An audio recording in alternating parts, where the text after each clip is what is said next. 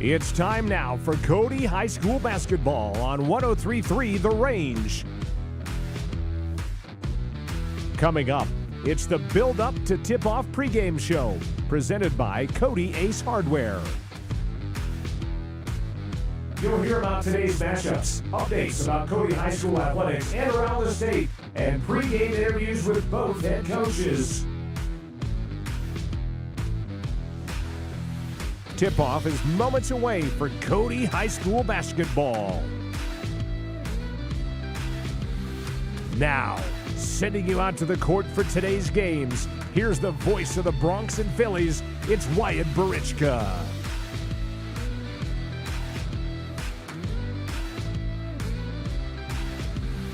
And a good Friday evening to you, live from Switzer Gymnasium on the campus of Cody High School.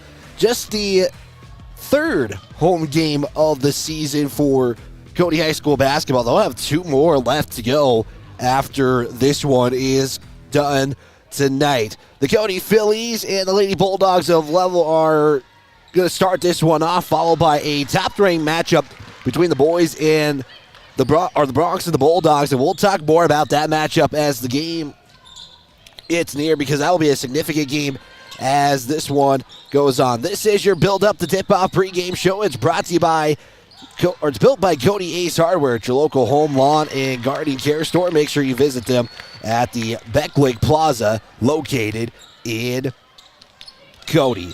For the Cody Phillies, their past weekend was a pretty successful weekend as they would get a sweep over the Bridger Valley teams. That included a big win over Mountain View. That was a tough contest for Cody as well. It was tight until really the very end. They would pull away with that full court pressure, and it was too much for the Lady Buffaloes, and the Cody Phillies would squeak out their fifth conference win of the season. They are now 13-3 on the season. The Lyman game, they would see a 65-49 victory over the Lady Eagles of Lyman. For Lovell, a couple of tough drops to their season. This past couple of games, they would fall to Lander on Saturday. They would lose with a final of, if I could get that score pulled up there, they would lose with a final of 50-45, and then they would fall to Pinedale in Lander. That game was postponed on Friday. They made it up on Tuesday. They would fall, though, 58-48. Talking with head coach Chris Wagner, it looked like Lovell actually was coming back in that contest, but a title contender in Pinedale was able to hold off against them to conclude that contest. That's how these two teams come in. Cody 13-3 on the season. We'll pull up those standings real quick.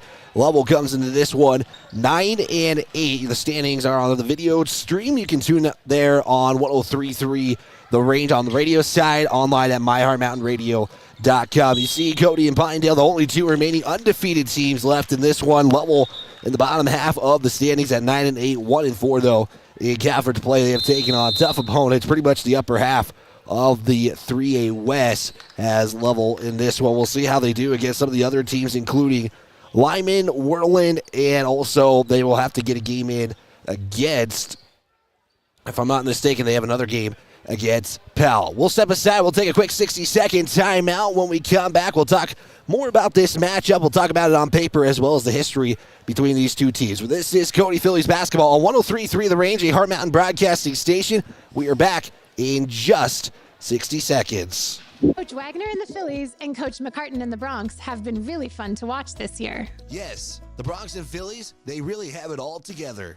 They sure do. Speaking of having it all together, insuring your home, cars, and life insurance together with My State Farm Agency is the best way to bundle and save. We can customize your coverage and make insurance seem easy. Good luck, Bronx and Phillies. Check with Jen Talich's State Farm Agency to get your insurance all together. Thanks for the opportunity to earn your business. Like a good neighbor, State Farm is there.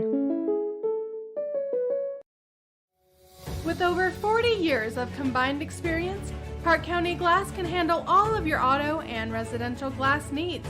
Serving the Bighorn Basin since 1982 with quality you can depend on and service from the heart. Stop in or call your auto glass specialist at 307-587-9303. That's Park County Glass at 307-587-9303.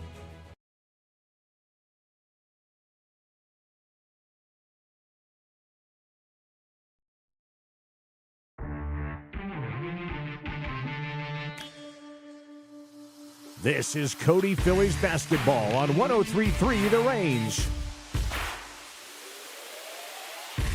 Taking a more look of this matchup, we'll talk about the matchup on paper.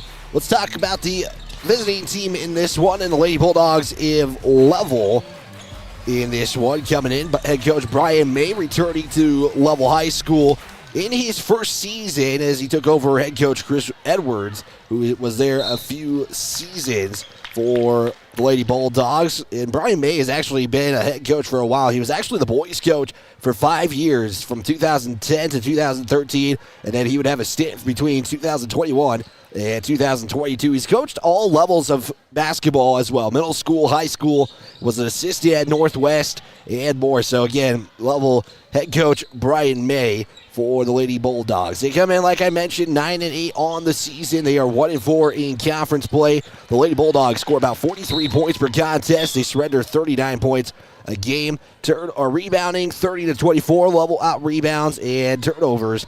They have opponents out turnover the Lady Bulldogs 22-20.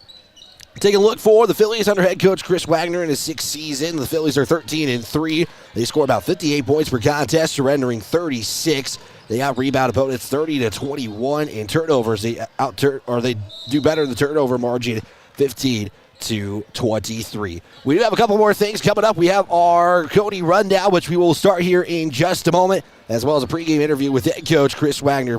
Before that, we are looking at the 29th meeting since 2006. Lovell is 16-12 in the last 28 meetings. However, Cody has won the last 5, including this one this year. They won the first season meeting against the Lady Bulldogs. Lady Bulldogs' last win would come January 12th, 2018, when they would win 47-39. That is your look on the matchup on paper and the history between these two teams. We're going to take another 60-second timeout. When we come back, it's going to be our Cody rundown here next. This is Cody Phillies basketball on 103.3 The Range, a Heart Mountain broadcasting station. We're back in just 60 seconds.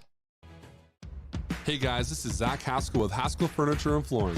We are a proud supporter of the Cody Bronx and Phillies this season. If you want selection, we have the best selection for you with the best prices. From mattresses to flooring or recliners to fireplaces, we have everything you need in stock. No need to drive out of town when we have everything here locally for your next selection. Stop in at Haskell's Furniture and Flooring in Cody, Lovell, Worland, and Riverton, where we have the best prices and better service.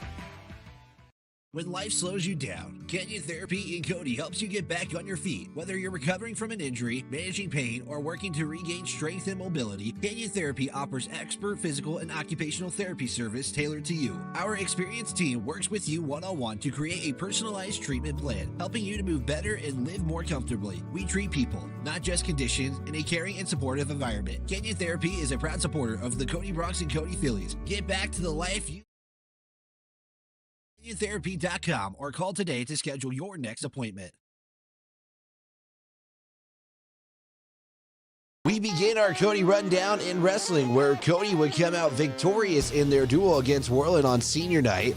Senior Wyatt Barton talked about the moment and his return to the sport of wrestling this season. Oh, it's so cool to me. It's like you wait all 4 years for high school just for like kind of the peak at senior year, and it was a blast last night. Watching out with my family gets kind of emotional, but it's fun. I love my family. I love seeing them out there with me. Yeah, it's way hard. Like I thought it'd be easier than it was, but it definitely isn't. Like I knew it'd be hard, but just doing indoor last year, indoor was a blast. But I just miss my boys up in wrestling, and I love the struggle, so it's fun. Head coach Trev Wood reflects on the last couple of weeks as postseason begins next week. It's always a great night to go ahead and give the seniors some recognition and have their parents and family here. And you just hope that they have a great performance, and they did. They wrestled well. We beat up on Worland pretty good, so it was nice. And it was a great tournament. You know, that's one where we put a lot of the younger guys in the JV tournament, and that JV tournament is still super tough. There's so many kids, and a lot of 32-man brackets there. But on the varsity side, we had a couple sick kids that couldn't wrestle, but it was good. We had Sitz, had a great tournament. He turned the corner and placed third. Same with Cinch Dalton. He had a great tournament, placing third too. So it was a great tournament to wrestle your best at, for sure. Cody was in battle last night for a duel to end the regular season. Swimming postseason began last week, where the Bronx would finish second in the conference meet. Cody's going to be sending 14 swimmers to state. Head coach Emily Sweat reflected on last week's conference meet and more records being broken. I mean, it's always exciting when we host it at home because you've got a lot of hometown fans, and it's just fun to see people that we know here in the stands, whether it's family or friends or fellow students. So it's always a lot more fun, I think, for the team when we're hosting things in our home pool. We are kind of known for having a pretty good pool, competition-wise. So I think not only we were happy to be here, but the other teams were happy to be here as well. And the meet ran really well, and Bradley McKenzie with 3 stitches in his heel won the 50 free and got the new conference record. The 4 boys, Bradley McKenzie, Isaac Woods, Miles, and Townsend Bailey, broke the 400 freestyle relay record that was standing for our team record that was standing from 1987, and that had kind of been on their radar for a while. And then they actually rebroke it yesterday by another 2+ seconds. Bryson Lang reset his 11 dive record. So yeah, there were a lot of, just great races, great dives all over the team. Senior Miles Bailey talks about the team and his season that he has had. Man, it's been a lot of fun so far. I swam to a couple personal bests at conference in the 50 and 100 free, and then just seeing all our teammates do great at conference. We had a couple new state qualifiers, and then last night Stanley qualified in diving. So these past couple meets have been very exciting for the whole team. Yeah, I love this team so much. Swimming, those of you that have done it know it's a pretty difficult sport, but the teammates, that's what made me stick with it. It's just such a difficult sport, but having guys that have your back, are fun to be around, make this sport enjoyable, make the practices enjoyable, it just makes it all worth it. So yeah. Cody swimming is off this weekend from competition and will be back in Gillette Thursday and Friday for the state meets. Indoor track is continuing its successful season. Head coach Brett Engdahl credits the entire school for the success and for Cody athletics. Well, I mean, our training obviously is good, but to be honest with you, the kids that we're talking about week in and week out get here at 6 o'clock every morning and are doing 0 hour with the coaches and getting stronger, and that horsepower helps. And then they come dedicate themselves after school and are training, eating right, getting rest, doing all those things you need to be successful. And the kids have been bought in. I mean, the boys and girls from football season to winter seasons to it's just neat to see that many people rowing the same way, and it's kind of a school-wide thing right now, which is really cool to be part of. Rachel Williams has competed in the shot put event for many years and talks about the sport and the techniques that go into it. There is so much technique. I've been spinning, so I've done rotational since I was in 6th grade, and that's 2-hour practices for outdoor track and indoor track, and I actually did indoor track my 8th grade year. So that's a lot of hours of working on rotational spin, but I'd say our practices are about 2 hours pretty consistently, just because there is so much technique to learn. But the crazy part is you have to be able to do the technique, but you got to be able to do it being snappy. Indoor track will be in Gillette this weekend for 1 day of competition. Nordic skiing will be home this weekend for Cody. Head coach Megan Becker talks about the home meet and what the home meet will look like. Sure. So Friday we're hosting. We're up at Pahaska both days, but Friday tomorrow, the 14th, races start at 1 o'clock. There's 168 athletes that will be racing tomorrow, and it's a classic race, 5K, which is 3.1 miles. And then Saturday, same thing, 168 high school athletes, but then we have about 30 middle school kids that will be up there as well. And the high schoolers will go, varsity will go 10K, so 6.2 miles. And the JV will go 5K again. And it's what we reflect what they're going to see at state, both in discipline and in distance. So it's exciting. Come up. Melissa Mary is at Powell High School, but makes trips to Cody weekly to practice with the team. She talks about what got her interested in the sport and what it's like to compete with Cody. I had friends who were always telling me to do Nordic, and obviously I never thought of it as an option because why would I do that? And then this year I really was not looking forward to indoor track, so I decided why not try something new. It's been super awesome. The team's small, so it's very tight-knit, and there's a lot of kids that are homeschooled, so I wouldn't have gotten to meet otherwise if this was a different sport, so it's been super fun to get to know them. Nordic skiing will be home this weekend for 2 days of competition. Alpine skiing, though, will be on the road to Casper. Senior Grady McCartan signed his letter to play football at Northern State University this fall for the Wolves. McCartan talks about how the program is similar to Cody's. Really, the main reason I went there is because it made me feel a lot at home, like Cody Bronc football. I mean, they have the same outlook on things, just like our Broncos do here, and their coaches are just great and been recruiting me, and they just made me feel excited and at home. Congratulations to Grady McCartan for his signing at Northern State University. You can check out the full interviews on our Facebook page at The Range 103.3. When we return from the break, we'll talk with head coach Chris Wagner. This is Cody High School basketball on 103.3 The Range, a Heart Mountain broadcasting station.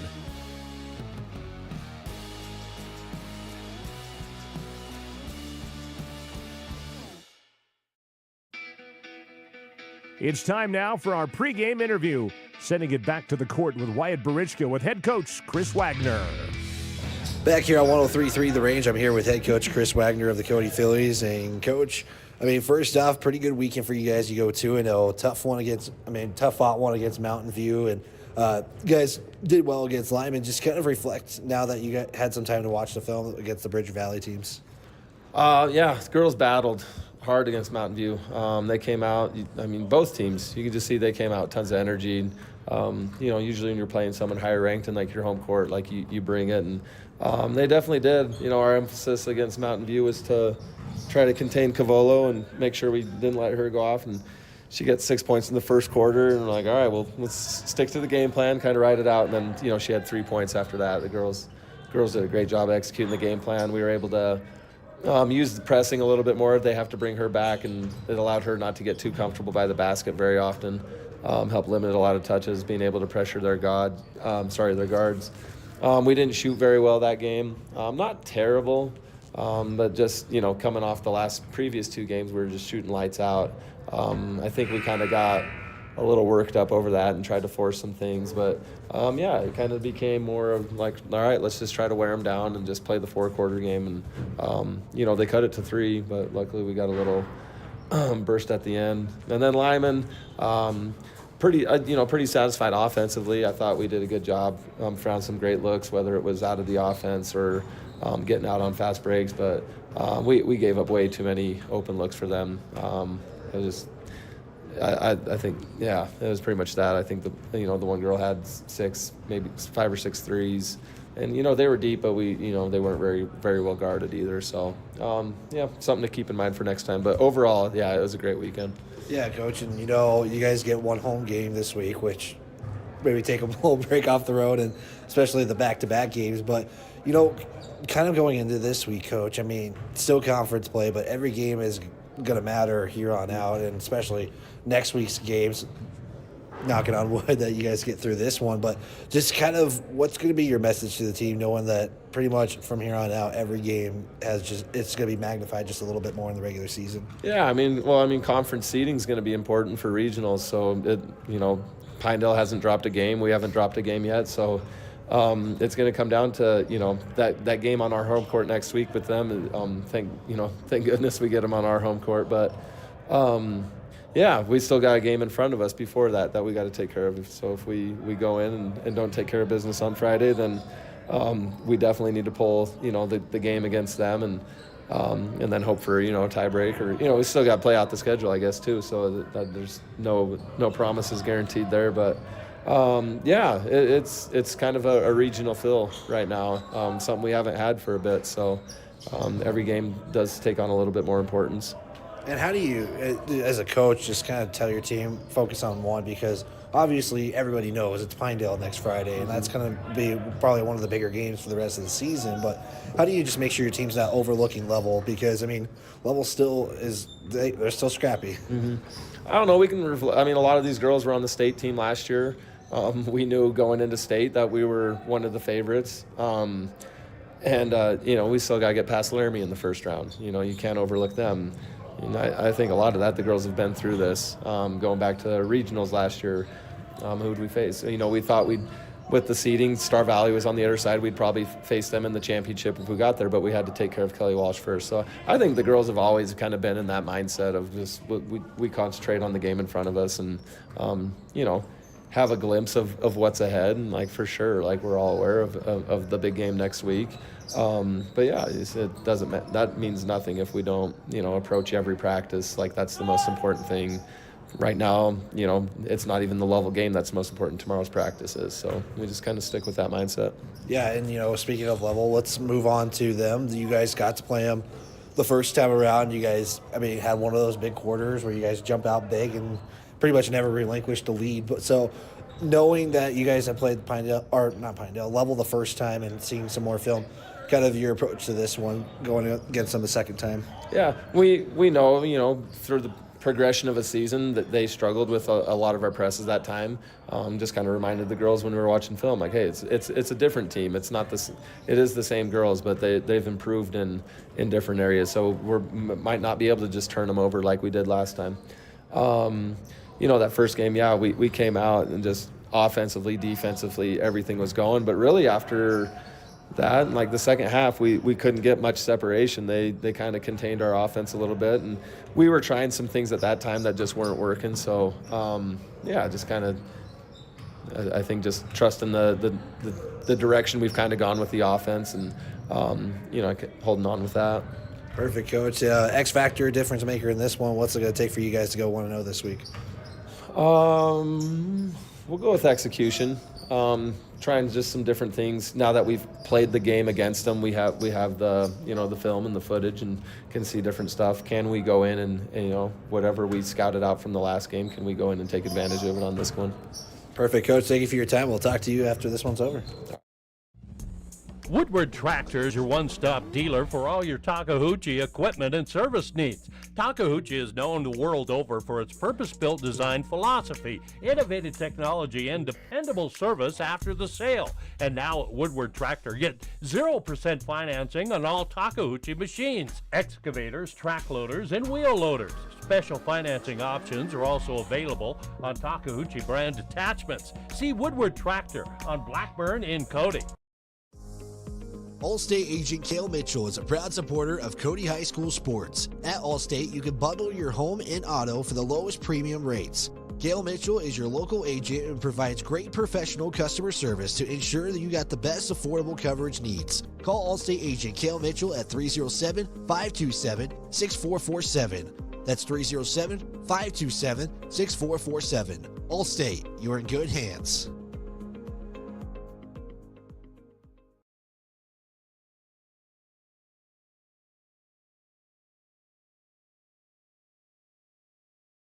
It's presented by Cody Ace Hardware, your local home lawn and garden care store.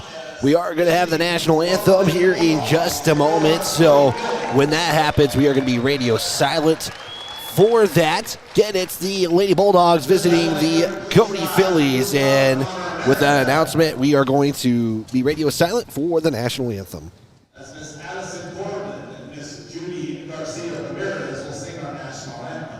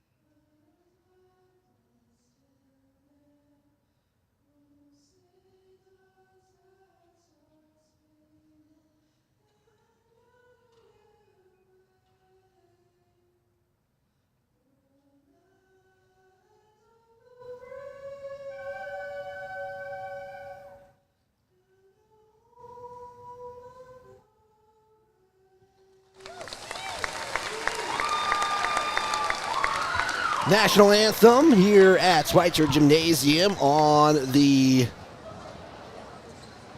campus of Cody High School. It's the Cody Phillies and the Lady Bulldogs here in a 3A West showdown as we're going to get our things fixed up here, and we're going to get the starting lineups for this one. We'll start with the Lady Bulldogs, under head coach Brian May in his first season with the Lady Bulldogs. Last time these two teams have played, it was on... Thank you. At a moment of silence there, we apologize. Last time these two teams played, it was on January 14th, where the Lady Bulldogs would fall again to Cody, 49-20. Cody would just have a day of shooting from the court. They would go up big in the first quarter, or second quarter is really when they pulled away. They would get the victory in the contest as well. Again, the Lady Bulldogs starting lineups here. We will have that lineup coming up here in just a moment. Didn't get the starter, so we'll kind of be going as the starting lineups are getting announced again. Cody is going to be looking for 9 in a row, dating all the way back to January 4th when they defeated Chatfield, Colorado. Those 8 other wins include Lander Valley twice, Lovell, Powell, Worland, Mountain View, and Lyman as well. They are going over a couple more things here before the lineups are getting introduced. So I'm trying to extend the pregame show here just a little bit. Let's talk about some other 3A contests that are going to be taking place here in Class 3A. Lyman is going to be at number 1 Pinedale tonight. All games for the girls are starting at 5:30. Number 5 Torrington at number 2 Douglas. Torrington just the 3rd East team to be ranked in the polls this week, or this season, courtesy of the Wild Prep Coaches and Media basketball poll. Lander is at Mountain View. Burns is at Rollins. Glenrock at Newcastle. And 3A West show up down between Powell and Whirling in this one. Starting lineups looking like this. It's number 11, Bria Jones. It'll be number 5, Kendry Owens tonight. As again, we are kind of going through the lineup with this one. It's number 22, Kennedy Owens. Number 15, Libby Mickelson. Number 33, they're going to give Brooklyn Clark the start tonight, so we're kind of going as we go. It's number 23, Reagan May. And so their starting lineup changes just a little bit here in this one. Make sure I have 5 on my roster here for this one. For the Cody Phillies, head coach Chris Wagner. The head coach of the Cody Phillies is going to look like this as the band gets loud for this one. It'll start like this. Number 0, the junior, Ellie Talich. She'll be followed by the junior, Maddie Boudry. Number 5, it's the lone senior. Number 15, Sophia Radakovich. Number 21, the sophomore, Grace Hayes. And to round up the starting 5, it is number 24, Cindy Simone. That is your starting lineup in this one. Cody going to be in their home whites, blue numbers, blue lettering, trimmed in gold. Cody on those jerseys, Lovell in the road blues, white numbers and lettering trimmed in black. Scoreboard tonight is brought to you by Pinnacle Bake, the way baking should be. Cody gonna go from right to left, Lovell left to right. Making sure I have the full starting lineup out there. Looks like Kendry Owens did not get the start for the Lady Bulldogs, and it'll be Sophia Radakovich in the center circle. And for Lovell, it will be Libby Mickelson. Just like that, we are underway. Tip is going to be controlled by the Phillies. It'll be going from left to right. Hayes makes her way to the right side as Cody will start working around the perimeter. Talich will feed inside Radakovich. Kick back out to Boudry. Drive in right side. Gives it back to Radakovich. Left side layup is going to be left short. And Lovell will get their first opportunity offensively. Again, Cody likes to bring that full court pressure early, and Lovell is able to beat the full court pressure, but then immediately lose it. Hayes all the way right side. Whistle, count the buckets. And Cody has a chance for a three-point play as Grace Hayes gets on the board for the Phillies. Val will wait to see who it's on. We're just over 30 seconds in. Bria Jones will pick up the first foul, team's first. Hayes converts the three-point play, hits the back iron, 5 for the rebound. It's going to be Sofia Radakovic who puts it in for 2. So Hayes doesn't get the three-point play, but Cody quickly gets 4 on the Pinnacle Bank scoreboard. First quarter action with 7:17 left to play. Cody looking for 9 in a row, 7 in a row in conference play. Kennedy Owens spins in the paint, shot's going to be left short. And rebound is Sydney Simone. Simone all the way to Talich. Wide open left side. Somehow goes behind the basket. It looked like it slipped out of her hand. And team giving her a little laugh about that. No harm, no foul. So that'll be the first technically turnover for the Phillies as it slipped out of the hands. We'll get a whistle and turnover on Lovell. With 6:58 to play as we're over a minute into this one. Talich will trigger it in for the Phillies. Right near the student section as the inbound goes to Sydney Simone, is able to lay it up and in. And nice pass by Talich to get it all the way to Simone. So it is 6-0. Pinnacle Bank scoreboard. Cody trying to have one of those quarters they had the first time around against the Lady Bulldogs. It's Owens who will fall to the ground, and she'll be called for a double dribble. So Lovell, 3 possessions have been turnovers. They've had 4 total offensively. And Cody gets it back. It's 90 seconds played into the first quarter. Hayes makes her way to the right side off to Boudry. She'll go inside to Radakovic, spins to the paint. Shots will be left off the mark, and we'll get a whistle on Sydney Simone for reaching in. That'll be the first team foul for Cody. First personal for Simone. 6:24 left to play. Lovell gets the basketball back. Again, Cody brings that full court pressure. And we'll try to beat it. That is the case as Bria Jones gets it over the timeline. Then Hayes pokes it away for the steal. Is wide open for an easy 2 and lays it up and in. And Hayes has 4. Cody with an 8-0 advantage. Again, full court pressure, trying to beat that 5-second clock. They're able to do so. Owens over the midcourt stripe, loses it. Cody creates a trap, gives it off to Mickelson, and Mickelson puts it in for 2. Mickelson basically just counted and put it up for 2, and Lovell takes that goose egg off the scoreboard with 5:45 left to play. Here's a handoff to Talich. She'll drive in right side, loses the basketball as she was trying to go for a Euro step. And lost it. We'll get a foul on Cody. So we'll be Lovell basketball. I believe they give Talich the foul. That is the case. That'll be the second team foul. Talich is first with 5:39 left to play. Clark will trigger it in for the Lady Bulldogs. Hayes almost could have been called for a reach there and almost got a steal as well, but they are able to get it over, and Boudry gets to the passing lane, a steal, and she has no one near her and lays it up and in, and now all but one starter has scored in this one. Talich will be looking for her first bucket of the contest. Cody is up 10-2. And there's a steal. Boudry comes up with it. We'll try to go all the way, give it off to Simone, who has somebody poking from behind. It's Radakovic, Talich, left side, and now every starter has scored. Timeout taken by Lovell as Cody is out, up by 10. It is with 5:08 left to play, 12-10. And now Coach Bay is going to have a conversation with the official. It's a quick 30-second timeout, so we'll keep it right here. Let's give a big thanks to some of our sponsors who make this possible. It includes Canyon Therapy for all of your physical and occupational needs. Canyon Therapy is the place to be. Also, seatbelts save lives. Buckle up every trip, every time you get in your vehicle. Breadboard Sub Shop, located on the top of Grable Hill in Cody, has celebrated 30 years of business. Lovell takes their first 5 timeouts. They'll be down to 4. Will be Lovell basketball after the timeout. Cody has all their starters now score in this contest. Hayes with 4.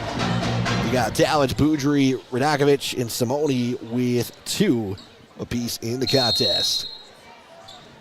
Lovell basketball. May is still talking with one of the officials. So there was something that he didn't like. He wanted to address in a timeout. Again, it was also used in that. Long pass over to Clark. She does get it on the left side. Hayes matched up there defensively as Lovell is just with the basketball around right now. Owens, long pass over to Mickelson. Excuse me, that is Jones.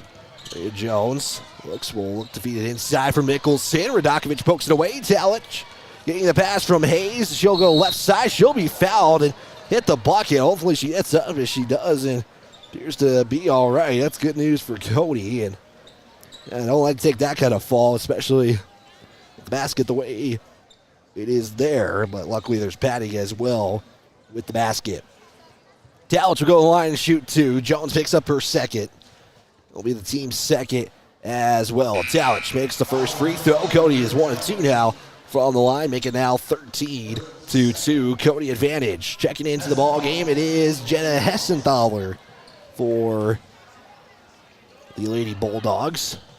Second free throw is perfect, and Talich has a 2-for-2 trip from the line. 14-2 now. Cody advantage. 4:32 left to play in the first quarter. Hessenthaler goes to the left side. It is now Owens. Now swing it over to Clark, left corner. Feed it inside to Owens as it hits Radakovic's leg and falls out of the hands of Owens. And it's another turnover for the Lady Bulldogs. Talich was going for a reverse from left to right. Couldn't get it to go in. And we'll get a whistle and out of bounds. Cody basketball. Sydney Simone will trigger it in. Lovell already with 6 turnovers in the contest. Simone looks for Boudry. Almost miscommunication between Hayes and Boudry as Hayes will fire 3. It's good. Hayes with her first triple of the contest. She has 7. Make it now 17-2. Cody Phillies, and they're showing another first quarter impressive start. There's always, you got to think now, in the last few games, there's going to be that quarter where Cody just brings the pressure, and it's going to be paying off. His inbound pass will go to Clark to the left side. Lovell's been working that left side quite a bit. Hayes pokes it away. It is going to be corralled, though, by Clark. Back over the midcourt stripe. Talich matched up with her defensively. Simone almost with a foul there. Hessenthaler gets it. Back to Clark. They'll go back to the left side. It is May. May looks for Owens. Hayes comes up with the steal after the pass, and Hayes will have another easy layup for 2. Hayes now with 9. Cody continuing their scoring right now, and we're just under the midway point with 3:16 left to go. Cody 19, Lovell 2 on the Pinnacle Bank scoreboard. There's another turnover for Lovell. Hayes again, another easy layup and score. 21-2 Cody. And that's how quickly Cody can get out to a big lead. Hessenthaler has that poked away by Talich. Cody runs man-to-man. Hayes almost comes up with a steal, and I think this time she's going to be credited for a foul. And I believe that will be the case. That will be her first personal, team's third of the quarter. Talich will sub out. Reagan Moss is in for the first time. Lovell's going to have a few substitutions as well. Kendall Collins is into the contest as well. We'll get that other number here in just a moment. Inbound will go to Collins, who checks in for the first time. Here's a drive in by Falcons, who is also in for the Lady Bulldogs first time. Here's a mid-range jumper that goes in and out. Is Lovell sees Hayes pick it up, goes all the way over to Boudry for 2 and lays it in. 2:28 left to go, first quarter. It's all Cody Phillies. 25 points scored. Cody has 23 of the 25 points. It's at the top to Clark, swing it over the left side. This Lovell works it around the perimeter, left corner. Here's a drive back up as Falcons. Now Hessenthaler. Right side kick, Clark. Boudry matched up with her defensively. Cody running man-to-man. Boudry trying to call for the 5-second count as out of bounds. It will touch Boudry's leg last as Clark just had to basically find a way to give Lovell an extra chance. Inbound will basically go in front of part of the section for the Phillies. Clark will inbound it in. As Hayes will poke it out, stays with the Phillies. Got a chat saying, let's go Lovell. You can always chime in on that YouTube chat. Let us know where you're watching from, who you're rooting for tonight. Falcons will go inside to Mickelson. Mickelson's shot is deflected there by Radakovich, and then she'll get fouled. Foul will go against, I believe, Falcons, and that will be the case. Falcons, I apologize, mispronunciation. 1:53 left to play. Falcons picks up her first personal, team's third of the quarter. Hayes over to Simone, back to Hayes, left side. Long pass over to Simone at the top. She'll take one dribble, fire three, hits the back iron, fight for the rebound. Is going to be a foul called against Cody. They're going to get Reagan Moss on the foul. That'll be her first personal. Team's fourth. No changes in the lineup yet for Cody after Moss checked in. Owens is back in for the Lady Bulldogs. Owens gets it back, and then we're going to get a double dribble on Lovell. And Cody is just getting turnovers left and right now, and that helps with the full court pressure, but not a ton of pressure there. Dowich is back in for Cody as well. Comes in for, make sure I get the right player out there for Cody. Is Simone, who was the one who checks out there. Moss goes to Dowich on the free throw line. Hayes will fire three at the top, no good. And Lovell has two players fighting for a rebound. Owens is the one who will eventually come up with it, and then we'll get a foul on the Phillies.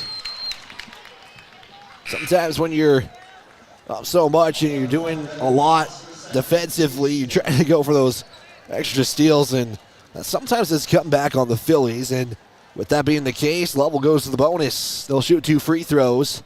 After the foul committed by Reagan Moss, she picks up her second personal. We'll have a Philly check in here in just a moment after the first free throw. Owens fires. It's off the iron and bounces away. Simone checks in for Moss with 1:10 left to play. 5:51 here from Cody. 1:10 left to play here. Owens, second free throw, he's up and good. And Owens goes 1 of 2 from the line, makes it now 23-3. Philly advantage. Hayes, long pass over to Simone. She'll pass it back to Hayes. Hayes drive into the charity stripe over to Simone. Left corner three is up and good. Simone with 5, gets the triple to go. Cody is 2 of 4 from three-point land in this one. A lot of their points have come off transitions from turnovers. There's another steal for Cody. It's Simone going all the way in, underhand. Scoop and score attempt is no good. Tausch came up with the rebound. Hayes couldn't get the shot to go. It's a second chance, third chance really for the Phillies. Boudry, cherry stripe, shot off the mark. Hayes gets her own, gets the rebound, and then we'll get a whistle on the officials and 2 free throws coming up. They're going to get Kennedy Owens for the foul. Looks like free throws coming up. I don't know, they're going to say it's on the ground. I thought the official put up 2 fingers for free throws. That won't be the case as Libby Mickelson will check out. Talich will inbound it for the Phillies. Inbound will go to Hayes at the top. Goes inside Radakovich. Kick out Boudry. Left side drive. Goes to the elbow. Left side. Hayes back with it. 13 seconds left to play. Hayes trying to go all the way herself. Gives it off to Talich though for 3. It's good. 9 points in back-to-back-to-back possessions. And with 2 seconds left to go, the Phillies take a 29-3 advantage, their best scoring output in a quarter this season. After one, Cody 29, Lovell 3. Second quarter action is next after this 30-second timeout on 103.3 The Range, a Hart Mountain broadcasting station. Distracted driving is dangerous, but some people just can't seem to help themselves. There's the steering wheel propper, the sneak-a-peeker, the fast roller, the nightlighter. And it's not long until they become the fender-bender-er. The got a ticketer. The veering off the road. The driver who kills someone. Enough with the phones already. Just put them down.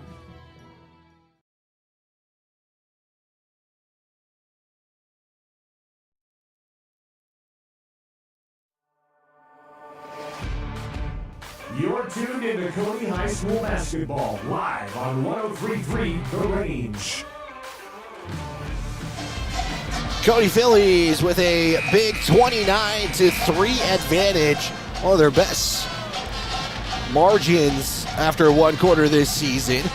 Phillies right now led by Grace Hayes with 11, Talich with 7, Boudry with 4, Radakovic has 2, Cindy Simone has 5 in the contest as well. Cody made 9 points in under 80 seconds, and that's what helped them stretch this lead out. 8 minutes to go. It will be Lovell basketball to start the second quarter. We're underway here as the Phillies again looking to win 9 in a row. Going 7-0 in conference play, and Lovell will start with a turnover. That's unofficially I have for their 11th turnover in the contest. Cody does have the starting 5 out there. Hayes, Talich, Simone, Radakovic, and Boudry. Hayes will start the basketball for the Phillies second quarter to Talich up top. Simone will look to feed it inside of Radakovic, and Radakovic saves the turnover, so second chance. Boudry gives it to Simone. She'll fire 3, same spot, different result though. Radakovic rebound, puts it back up, it's good. Radakovic puts it back in, and Cody has a chance to go up by 30. If they hold level, put a bucket in.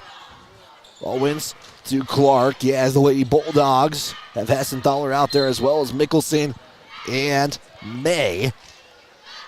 Out of bounds will stay with the Lady Bulldogs. Got a shoot tie here. That's what the pause in the action is. Appreciate you tuning in, however you may be tuning in. 103.3 FM or video coverage at myheartmountainradio.com. Clark to trigger it in again. Here is a pass given up to Mickelson at the top.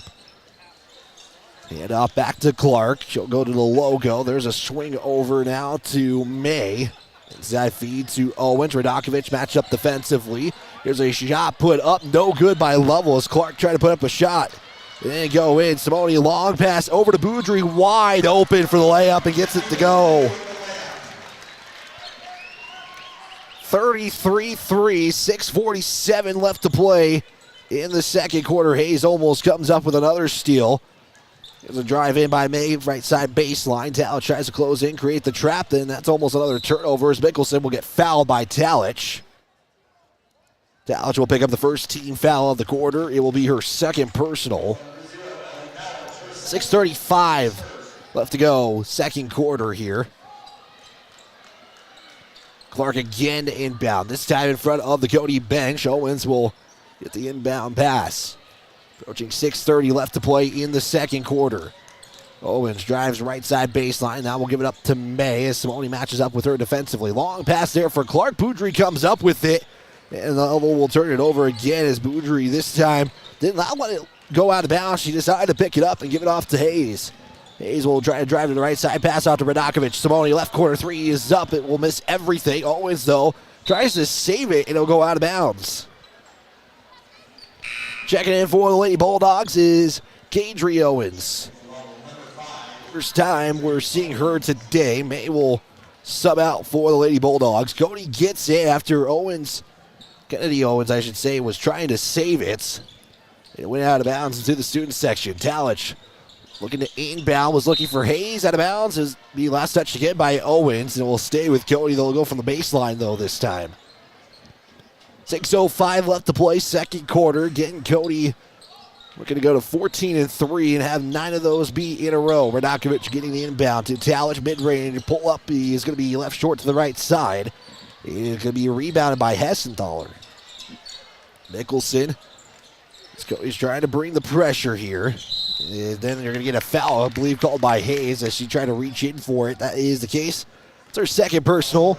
And it'll be the second team foul of the quarter. And they trying to go for the steals again. Hayes on the season doing double-digit steals. If I'm not mistaken, I'll get those numbers in just a minute. had a good season in steals. She's averaging about 7 per game on the season. Owens loses it on the in the paint, and then will turn it over. She's trying to look for somebody, and Simone comes up with it to Radakovic. Over the midcourt stripe, back to Simone. Simone to Hayes at the top. It's 5:22 left to play as Coach Wagner will call a play for Cody. Boudry, Talich at the top. Hessenthaler matched up defensively. Back to Hayes. She will cross over to left side. Pulls it up on the glass. Can't get it to go. Hayes, though, with the rebound. Shots up. That one's no good either. And 2 chances for the Cody Phillies and no points to account for. And we're going to have a whistle on the floor. It's a timeout taken by the Lady Bulldogs. They'll take their second. And they'll be down to 3 timeouts. Full timeout, we'll take a quick 30 with 5:02 left to play. It is the Cody Phillies 33, Lovell 3. We're back after this 30-second timeout on 103.3 The Range, a Heart Mountain broadcasting station. Coach Wagner and the Phillies and Coach McCartan and the Bronx have been really fun to watch this year. Yes, the Bronx and Phillies, they really have it all together. They sure do. Speaking of having it all together, insuring your home, cars, and life insurance together with My State Farm Agency is the best way to bundle and save. We can customize your coverage and make insurance seem easy. Good luck, Bronx and Phillies. Check with Jen Talich's State Farm Agency to get your insurance all together. Thanks for the opportunity to earn your business. Like a good neighbor, State Farm is there.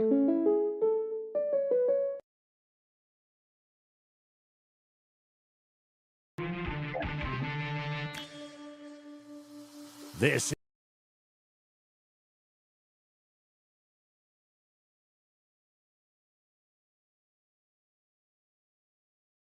These 2 teams as the Cody Phillies with a 33-3 advantage. Cody comes out on the timeout. Full timeout taken by the Lady Bulldogs. They're going to be down to 3. Cody is right now outscored the Lady Bulldogs 4-0 in the second quarter. Sometimes that's also the case. They'll have a high-scoring quarter and then they'll drop just a little bit. They'll kind of relax on their pressure a little bit, does the Phillies. Hessenthaler has it, comes to the right side. Talich matched up with her defensively. Radakovic with the rejection and out of bounds as she blocks the shot attempt by Hessenthaler. Lovell just 1 of 6 from the field. Only bucket from the field is by Libby Mickelson. Got it in the paint. So they'll have it on the baseline. Clark to trigger it in. Looking for Mickelson. Now we'll have to go all the way out. As in the ball game is Kadri Owens. Owens to Hessenthaler. Swing to Clark on the right side. Morager's in for the first time for Cody. Only change for the Phillies as Hayes sits out. Owens looks inside for Mickelson. Talich, though, was saving it. It's all the way to Clark and out of bounds. They're going to say Talich touched it out of bounds. Cody will see Lovell have the basketball back. 4:32 left to play. Pretty good crowd turnout for both teams. Lovell was pretty jam-packed to my left. Cody has a pretty good crowd to my right. There's a give to Mickelson. Right side shot is no good. We got a fight for the rebound. It'll be a jump ball. Cody is going to come up with the basketball with the arrow. Let's see if what Lovell does. Now they'll back off from the pressure. Checking in for Lovell, Brianna Jones. He is in for Kadri Owens. It's a little bit of a different rotation as well for Lovell in this one. We haven't seen Kennedy Rail in the contest for Lady Bulldogs. She was actually a starter last time those 2 teams have played, so not sure if there's an injury or what's going on. Here's Morager. Right side as here's a drive in. We're going to foul, though, as falling to the ground was Jenna Hessenthaler, and we're going to get free throws coming up as Morager will go to the line and shoot a pair of free throws. I'm not sure if there's a foul. It's kind of hard to tell, but Brianna Jones picks up her 3rd. With 4:04 left to play, Morager at the line to shoot 2. She'll make the first.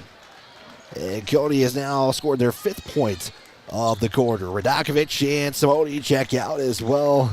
Well, Boudry just going to go talk with Coach into the contest. It is Agada and Hayes in for Cody. Morager to go 2 for 2. She does. And Cody's free throw night is starting off pretty good. 4 or 5 from the charity stripe. Lovell just with 1 trip so far, 1 of 2.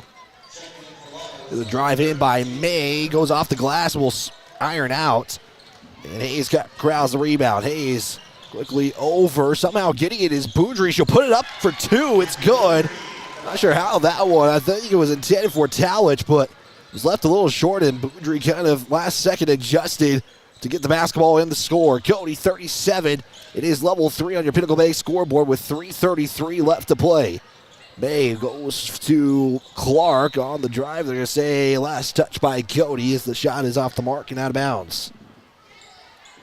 Cody still has not allowed Lovell a bucket. They've outscored the Lady Bulldogs 8-0. Callie Merritt is in for Cody. Talich will check out. 6:04 from Cody, KBE in Cali, Cody. 103.3 FM. Owens will fall to the floor, and hopefully she is all right. She is slow to get up. Nicholson and Morager help to get her up. Owens will check out. Andy Fleckins is in. Or Falcons, I apologize for that mispronunciation. 3:20 left to play. Cody still up 37-30. Hayes over to Boudry. Long pass to Morager.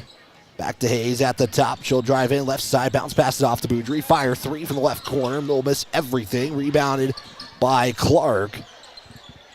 And back to the Lady Bulldogs it goes. Again, trying to break that goose egg in the second quarter. And out of bounds, it will stay with Cody. And got a new Lady Bulldog into the contest who kind of came out of nowhere. Look at her on our roster here in just a moment. Into the contest, Kaylee Herman is in for the Bulldogs. I don't have a 3 on the varsity roster, so we're going to kind of go off to the JV roster in that one. May at the top. Hayes matched up with her defensively. May loses the dribble for a moment, is able to recrowd it back at the logo. Hayes, though, comes up with a steal. Good steal there for 2. And Hayes with 13. Gives Cody 2 more points on the scoreboard. Pinnacle Bank scoreboard, Cody 39, level 3. Second quarter action with 2:28 left to play. Well, our Kiel Sanitation halftime report coming up next. Boudry, nice save as she was going out of bounds. Hayes, though, gives it to Agadal. Agadal will lay it up for 2 as she checks in for the first time and gets a bucket. Cody now 41 points. They've got the scoring going here late in the second quarter. They've now 12-0 run. Back to the Lady Bulldogs. It is Falcons. Goes to May up top. Swing over to Mickelson. Fire 3 to get maybe something going. We'll miss it. And Merritt will come up with the rebound for Cody. Hayes quickly over the midcourt stripe. Right side off to Morager. There's a kick over to Boudry. Goes inside to Merritt. Back up top to Hayes. Hayes 3 is going to hit the back iron. And it will be Clark with the rebound again for the Lady Bulldogs. Nice ball movement there for the Phillies. And again, a lot of the points have come courtesy of buckets off turnovers, but they've done a good job when they've had to run some offensive sets to kind of move the ball around. And even if they don't get points, it's still something good to see. Here's a feed inside of Mickelson. Right side is good. And Mickelson has all 4 points from the field. And we'll get a whistle timeout taken by Cody, it appears. It'll be their first timeout taken, so they'll be down to 4. Just a quick 30-second timeout. Cody 41, Lovell 5 in this contest right now. Let's give a big thanks to some of our sponsors. Pinnacle Bank, your scoreboard sponsor. Pinnacle Bank, the way banking should be. Also, big thanks to State Farm agent Jen Talich. Like a good neighbor, State Farm is there. Update down in Mountain View where the Lady Tigers and the Lady Buffaloes going at it. Last time, Lander actually pulled off an upset in Lander, but it is a different story in that contest. Mountain View 21, Lander 12. We'll provide some score updates as the night goes on, and we'll have the boys' game of this doubleheader next. It should be a good one, so make sure you don't go anywhere after the Phillies contest against the Lady Bulldogs. See if we have some finals from Friday's games. We do have some finals. It'll be Cody basketball after the Mickelson score. Mickelson has all 4 points from the field. Again, they do have 1 from the line. Mickelson with 4 Kennedy Owens with a point in the contest as well for Lovell. Here's Talich.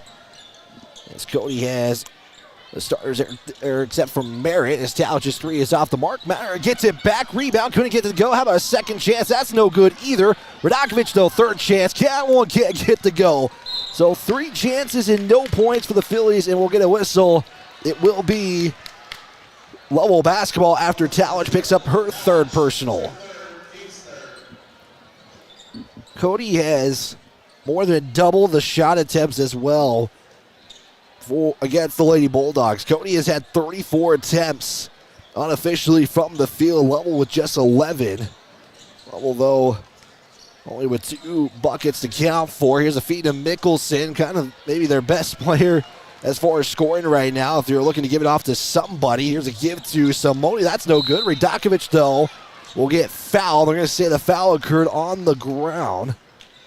And they're going to give the foul over to Hessenthaler. And again, Mickelson is just taking the most of the attempts and some pretty good looks that haven't fallen in. That's why I say maybe that's the player to look for if you're Cody. Talich, though, looking to find somebody to inbound it to. Merritt will come up with it and back to Hayes. Hayes, right side. Lovell matched up with her defensively is Clark. Back to Merritt. She'll drive baseline right side. Merritt will get called for the travel, and unofficially I have Cody for their second turnover of the night. 9 seconds left to go in the second quarter. Hessenthaler has it. We'll see if Lovell notices this. Sometimes some of the high schoolers just kind of forget. Here's a feed to Mickelson. Back to Hessenthaler. Here's a 3 at the buzzer. It's going to be left short. And that'll be how the first half ends. Is not able to make it was Kaylee Herman. So after 2 quarters of play, Cody 41, Lovell 5. Your Kiel Sanitation halftime report is next. We'll be back in 4 minutes right here on 103.3 The Rage, a Hard Mountain broadcasting station. After 1 half of play, Cody 41, Lovell 5 under Pinnacle Bank scoreboard. Here's our Kiel Sanitation halftime report.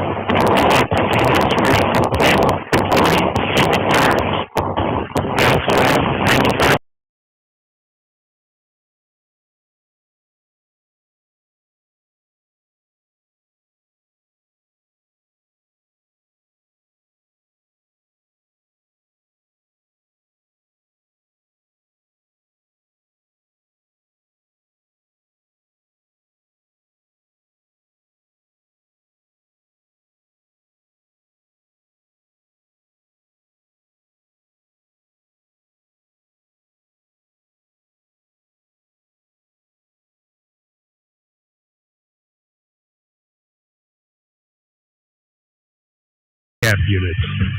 We also specialize in services for the oil field, including portable restrooms, potable water, roll-off containers, and vacuum services. Be sure to check us out, KielSanitation.com. We're also on Facebook. Look for us in there under Kiel Sanitation. Give us a call, 307-587-6616. Go Cody Bronx and the Cody Phillies as well. With over 40 years of combined experience, Park County Glass can handle all of your auto and residential glass needs. Serving the Bighorn Basin since 1982 with quality you can depend on and service from the heart. Stop in or call your auto glass specialist at 307-587-9303. That's Park County Glass at 307-587-9303. Hey guys, this is Zach Haskell with Haskell Furniture and Flooring. We are a proud supporter of the Cody Bronx and Phillies this season. If you want selection, we have the best selection for you with the best prices. From mattresses to flooring or recliners to fireplaces, we have everything you need in stock. No need to drive out of town when we have everything here locally for your next selection. Stop in at Haskell's Furniture and Flooring in Cody, Lovell, Worland, and Riverton, where we have the best prices and better service. When life slows you down, Canyon Therapy in Cody helps you get back on your feet. Whether you're recovering from an injury, managing pain, or working to regain strength and mobility, Canyon Therapy offers expert physical and occupational therapy service tailored to you. Our experienced team works with you one-on-one to create a personalized treatment plan, helping you to move better and live more comfortably. We treat people, not just conditions, in a caring and supportive environment. Canyon Therapy is a proud supporter of the Cody Bronx and Cody Phillies. Get back to the life you love with Canyon Therapy. Visit CanyonTherapy.com or call today to schedule your next appointment. Woodward Tractor is your one-stop dealer for all your Takahauchi equipment and service needs. Takahauchi is known the world over for its purpose-built design philosophy, innovative technology, and dependable service after the sale. And now at Woodward Tractor, get 0% financing on all Takahauchi machines, excavators, track loaders, and wheel loaders. Special financing options are also available on Takahauchi brand attachments. See Woodward Tractor on Blackburn in Cody.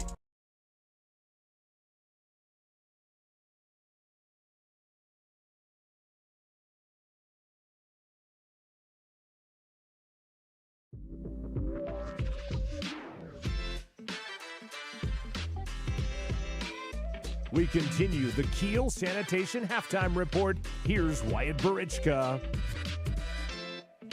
Well, the gym erupted here after somebody decided that they had the ability to make a half-court shot. What a shot by them. What a reaction from the crowd as well. I do apologize. I wish I grabbed video of that, but what a heck of a shot. So if he ever tunes into this broadcast, big shout-out to him. Good job by the crowd for the reaction as well, as the Bronx were just in shock about that one. Pinnacle Bank scoreboard at the Kiel Sanitation halftime.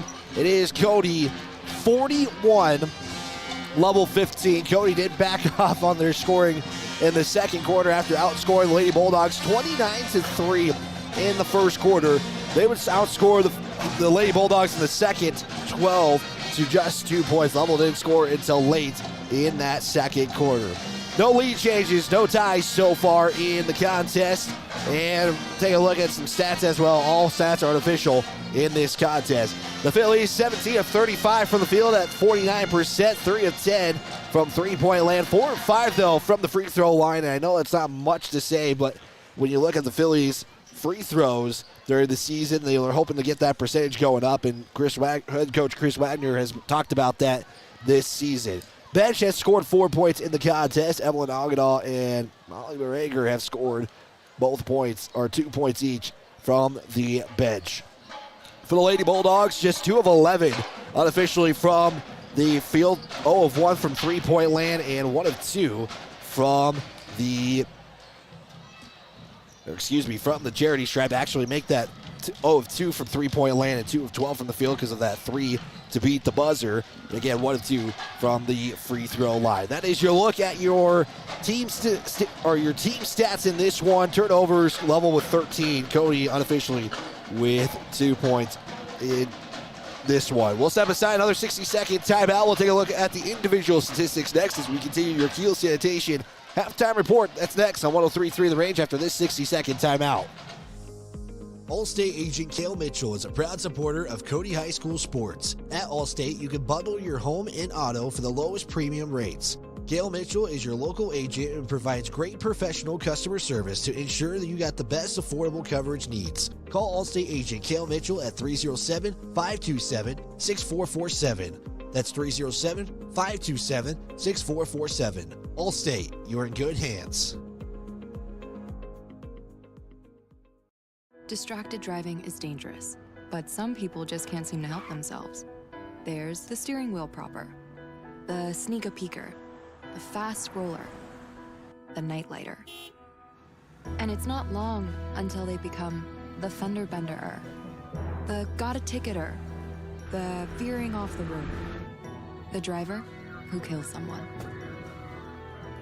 Enough with the phones already. Just put them down.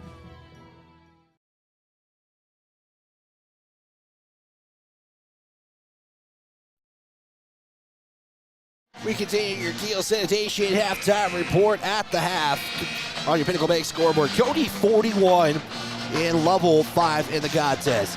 For Lovell, individual statistics, scoring is led by Olivia Mickelson. She has both buckets from the field in this first half. She has 4 points in the contest. Kennedy Owens was able to get to the line once and was able to go 1 of 2 from the line. Those are all the individual statistics I have for Lovell in the first half.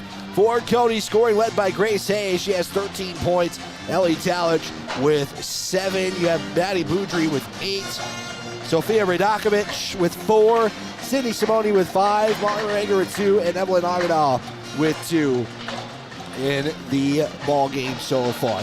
That is your individual statistics. We'll take one more 60-second timeout as second half actions next right here on 103.3 The Range, Hard Mountain Broadcasting Station. We're back in 60 seconds. Coach Wagner and the Phillies and Coach McCartan and the Bronx have been really fun to watch this year. Yes, the Bronx and Phillies, they really have it all together.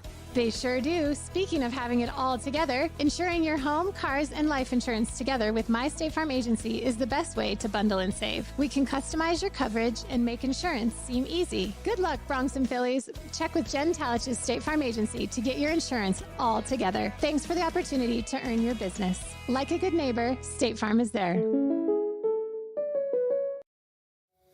With over 40 years of combined experience, Park County Glass can handle all of your auto and residential glass needs. Serving the Bighorn Basin since 1982 with quality you can depend on and service from the heart. Stop in or call your auto glass specialist at 307-587-9303. That's Park County Glass at 307-587-9303.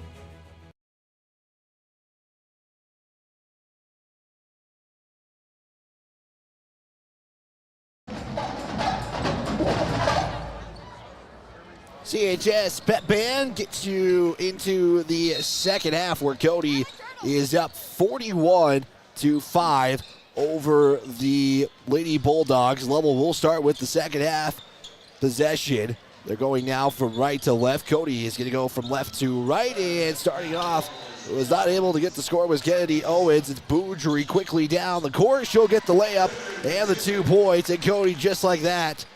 He's already a bucket away from the running clock rule to be in effect if they hold Lovell scoreless in this one. And that is something I bet people are wondering, what does that score have to be? It is 40, excuse me. Here's a drive in by Jones. Jones will pull it up for 2, gets it to go in. And I feel like if you're a Lovell, you're just going to try to find those positives heading into their next contest. Cody's going to look to stay what they're doing, but also do it efficiently as Talich will give it up, looking for Simone out of bounds, and it will go to the Lady Bulldogs. So that will just be the 3rd turnover by Cody in this one. 43-7 Pinnacle Bank scoreboard is next contest for Lovell will actually be tomorrow against Whirland. And that will take place at home against the Lady Warriors. Here's a 3 from Mickelson.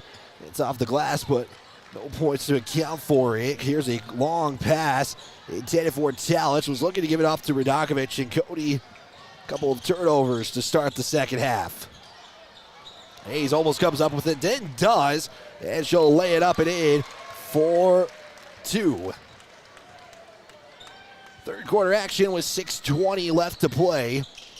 Cody Phillies all in this one, 43-7, looking to go to 14-3 on the year and get 9 in a row. Hayes trying to poke it away again, comes up with it, looking for somebody. Talich comes up with it. Nice job controlling the basketball as Talich will look to take it all the way. She'll be fouled and go to the line for 2. Foul is going to be, I believe, on Jones. She'll pick up her that's her 4th personal already. And that will send Talich to the line to shoot 2 free throws. As the first one is up And count it. Makes it now 46-7. Jones is going to check out with 4 personal fouls. Jenna Hessenthaler is in with the contest again. Jones with 4 personal fouls. Cody makes the second as Talich goes 2 for 2 from the stripe, and we should have running clock from here on out in this one. Hayes comes up with another steal, and Hayes has had a pretty good night on the stealing statistics, and she gets another score to go. And she has 13 in the contest. And Cody is still getting points off of turnovers. Oh, almost another turnover. Boudry pokes it out of bounds. It will stay with the Phillies. Checking in for Lovell is Kaylee Herman. First time we're calling her name. Lovell gets it back inbound. It's going to be taken away. It's Hayes again coming up with it and then losing the basketball underneath as Hayes trying to avoid a foul being called. It'll be a turnover for Cody. Here comes Lovell. It's Owens for 2. It goes in and out. And free throw is coming up for the Lady Bulldogs. Picking up the foul is Radakovic. She'll pick up her first personal. Cody has done a good job with fouls since the second quarter. Just 4 total if you count that second quarter. Owens, who has been 1 of 2 on her first trip, will miss the first. And it will stay 49-7. Checking in for the Lady Bulldogs, Eddie Flatkins. He's in for the Lady Bulldogs. Yes, I was trying to use the PA help for that one. Second free throw is good for Owens. So she is 2 of 4 on the day. Only one to go to the charity stripe for free throws for the Lady Bulldogs. Simone at the top. Now it's Boudry. Right side back to Simone. We'll go big, long pass over to Talich. Talich to Hayes.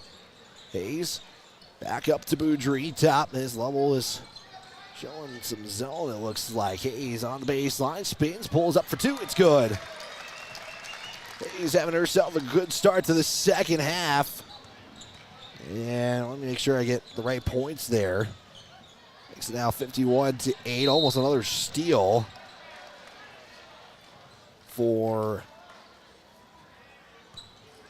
Cody.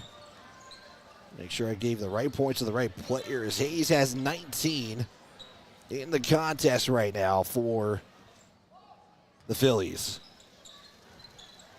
Falcons will check, or will inbound it for the Lady Bulldogs. Owens comes up with it. She'll drive in right side baseline. She'll be fouled and go to the line, and Radakovic is not a big fan of that call. She'll check the bench, and Coach Wagner giving some advice. Normally, Coach Lennick is on the bench as well, but we haven't seen him today. Hopefully he's doing all right, as Owens will make the first free throw. I know there's been sickness going around for a lot of the sports. The boys was seeing some sickness as well, as both free throws are good for Owens, as Owens now has 4 in the contest. So make sure you're staying safe if you're out there, and yeah, with sickness going around as well. It's kind of that time of the year, right, where all the sickness comes into play. Here's Hayes, back to Simone. Left side, back up top to Hayes. 2:20 left to play, third quarter. As going underneath his Towers, back to Simone. 3 is up, and I like that ball movement, but the 3 is off the mark. Towers, though, will rebound it and put it back up and in. It is now 53-10. Here is a takeaway. Hayes all by herself lays it up and lays it in. She's got 8 in the third quarter. Cody has already outscored the Lady Bulldogs 14-5. Has done more in this quarter in the second. A travel by the Lady Bulldogs. Makes it now turnover number 17. 1:37 left to play. Or excuse me, the clock is going to continue to run. That was the part I did forget. That's why this quarter has gone as fast as it has. The Bulldogs will see a new substitution into the contest. Simone over to Boudry, bounce pass it to Hayes. On the paints as the shot is off the mark and out of bounds. It will go to Lady Bulldogs. Get another athlete in for Lovell, number 40. I can find a 40 on my roster. I do not have a number 40 on either of my rosters, so I will try my best to get the missing player on my roster sheet here in just a moment. Lady Bulldogs, though, with under a minute to play. Hessenthaler will give it up to Falcons, right side. Shot is up and no good. Simone trying to come up with the rebound. She can't get it. The rebound, and it will be a jump ball. Cody will get the arrow. And I don't see another 40, so I'm still looking for the 40, I promise. I'll try to get that number if I can, but not evade. Max Prep shows it right now. Here's Talich, feed it inside of Radakovic. Radakovic will spin left side for 2, it's good. Radakovic with 6. With 13 seconds left to play, we'll go into the fourth quarter with a running clock. And the player out there is number 40. If anybody on the YouTube feed is able to provide a name, I'll try my best as well as Mickelson. His shot's going to be waved off. It will go to the fourth quarter. After 3 quarters of play on your Pinnacle Bank scoreboard, Cody 57, Lovell 10. We're back after this 30-second timeout on 103.3 The Range, a High Mountain broadcasting station. Hey guys, this is Zach Haskell with Haskell Furniture and Flooring. We are a proud supporter of the Cody Bronx and Phillies this season. If you want selection, we have the best selection for you with the best prices. From mattresses to flooring or recliners to fireplaces, we have everything you need in stock. No need to drive out of town when we have everything here locally for your next selection. Stop in at Haskell's Furniture and Flooring in Cody, Lovell, Worland, and Riverton, where we have the best prices and better service.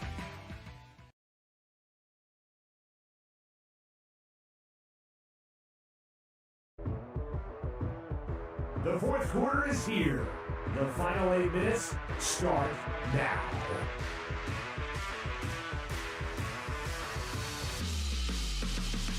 Getting you set for the fourth quarter here from Schweitzer Gymnasium. Well, we will have a running clock for the final 8 minutes here as Cody is up 57-10 over the Lady Bulldogs. They'll have their best scoring quarter with 5. Cody scored out 16 in the third, and we'll start with the basketball. Cody clears the benches. It'll be Moss, Morager, George, Merritt, and Agana. The 5 in for the Phillies to start the fourth, and they'll probably go all the way in this one. So Cody is looking to go to 14-3 on the season. A perfect 7-0 in conference play is what they're looking for. Here's a give off to Moss, and this will be the Phillies' only home or game of the week. Here's a drive by Morager. 2 free throws coming up. This foul will go against the Lady Bulldogs. And a foul on number 13. Trying to find all the athletes here with number 13. I don't have a 13 on my roster either, so I'll be, again, searching for a roster if I can find one. Molly Morager is at the line to shoot a pair of free throws. As the first one, he is good. Morager has all of her points from the line this evening.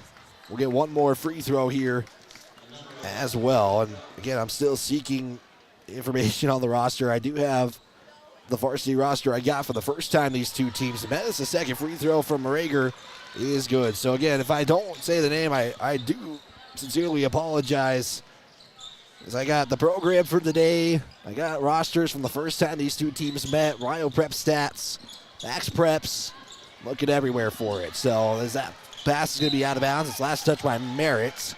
It will stay with the Lady Bulldogs. Again, boys game coming up next. It's going to be a big one. Number 1 ranked Lovell, number 2 ranked Cody. Well, first we'll conclude this game. As there's an inbound pass as Kendall Collins is in for the Lady Bulldogs. Here's a drive in. It's number 40 for the Lady Bulldogs. The shot was not able to go, and we'll get a traveling call on Merritt. And Merritt looked like she is not doing so hot, and we'll see. We'll step aside. It looks like we'll take a 60-second timeout. We'll update here in just a moment. So we'll be back in 60 seconds. We'll check and see if Merritt's doing all right. We'll be back on 103.3 The Range. When life slows you down, Canyon Therapy in Cody helps you get back on your feet. Whether you're recovering from an injury, managing pain, or working to regain strength and mobility, Canyon Therapy offers expert physical and occupational therapy service tailored to you. Our experienced team works with you one-on-one to create a personalized treatment plan, helping you to move better and live more comfortably. We treat people, not just conditions, in a caring and supportive environment. Canyon Therapy is a proud supporter of the Cody Bronx and Cody Phillies. Get back to the life you love with Canyon Therapy. Visit CanyonTherapy.com or call today to schedule your next appointment. Woodward Tractor is your one-stop dealer for all your Takahouchi equipment and service needs. Takahouchi is known the world over for its purpose-built design philosophy, innovative technology, and dependable service after the sale. And now at Woodward Tractor, get 0% financing on all Takahouchi machines, excavators, track loaders, and wheel loaders. Special financing options are also available on Takahouchi brand attachments. See Woodward Tractor on Blackburn in Cody.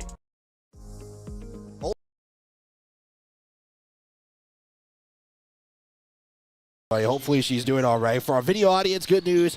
Merritt was able to get off the court, but she had to be helped off the court as well. She tried to step, but then was carried off, and hopefully we're hoping that she is okay. As Moss will get fouled, she'll go to the line and shoot a pair of free throws. Clock is at 5:41 and counting. It'll continue for the rest of this contest, and we forgot to give Cody their extra free throw that they had just a moment ago. So they're leading 59-10. Moss is at the line to shoot 2 free throws. The first one is up and good. If we are able to get an update from Coach Wagner, we will certainly take that. Second free throw is no good, but it is. Ogano comes up with it. Haley Danzy for 3. It's off the glass, but couldn't bank it in as Moss pokes it out of bounds. Level basketball. It was a good-looking shot there by Danzy, just going to get it to go in. Right now, again, the starters have not played this fourth quarter, and that will probably be the case. Checking in for Lovell is Kadri Owens. The clock continues going. We're nearing 4:30 in the fourth quarter. Jones is at the top. Makes her way to the right side now, makes her way to the left. Here's a give now to Owens. Owens, drive-in, kick out now to Collins. 3 is up, hits back Geyer, rebounded by Aubrey George, as George will give it up to Danzy and wait for everybody else to back up. 50-point advantage for the Phillies. I mean, one of their best wins as far as by how much, as George's 3 is off the mark. Now we got to fight for the basketball, and it will be possession arrow favoring the Lady Bulldogs. The scoreboard arrow shows Cody, but I don't think they changed it from the last time out. Under 4 to play here. Back to the Lady Bulldogs, and again, Cody is going to go to 14-3 on the season, 7-0 in conference play. Lovell is going to drop to 9-9 at 500 on the season, as there's a drive in. Picking it up is Jones, and she tries to put up a shot, and Haley Danzy coming up with it. Lovell will drop to 500 at 9-9, 1-4, I believe, in conference play. Get those numbers here. I believe 1-5 actually, because they played Pinedale on Tuesday in a makeup contest. Moss fakes the shot and lays it in. Nice shot there by Moss. Nice fake as well, as Lovell quickly over the big court stripe. 3:18 left to play. We'll have our quick breadboard sub shop post game show. We got to go right into the boys contest, as we got a lengthy interview with head coach Jay McCartan. We'll talk a little bit about this matchup with the boys as well. This is going to be some changes as far as the rotation you'll see tonight for Cody. Ogdenal gets it. Nice fake. Puts it up. Couldn't get the shot to go as it hits the front iron and falls. That's the first missed shot for Cody. Officially count for in the fourth quarter. Here's a pass over to Collins. Goes inside now to Kennedy Owens. Shot is no good, as Moss is trying to fight for the rebound, and falling to the floor was Moss. And both teams laughing. We'll have arrow favor the Phillies. It's Candace AC, number 40. And also checking in is Andy Falcon. So I Thanks to the PA guy for that one. We will do a better job as far as getting numbers. And normally, when we get a roster once, it's normally stayed that way, but that has changed tonight apparently with this one. Shot for Cody is no good. And with 2 minutes left to go, Lovell will bring it up again. The boys' game is a top-ranked matchup, 1 versus 2. And we're going to get potentially another jump ball, and now they're going to call a foul on George. It took a minute, but they will finally get the foul called as Cody right now has outscored Lovell 5-0 in the fourth quarter. Kaylee Herman is also in for Lovell, checking in for the Cody Phillies. As Argonaut checks out, it's number 10, Elena Hutchinson. There's a give now to Falcons. Here's a kick out now to Herman for 3. It's off the mark as George comes up with it. And quickly over Morager in the front court, gives it off to Moss.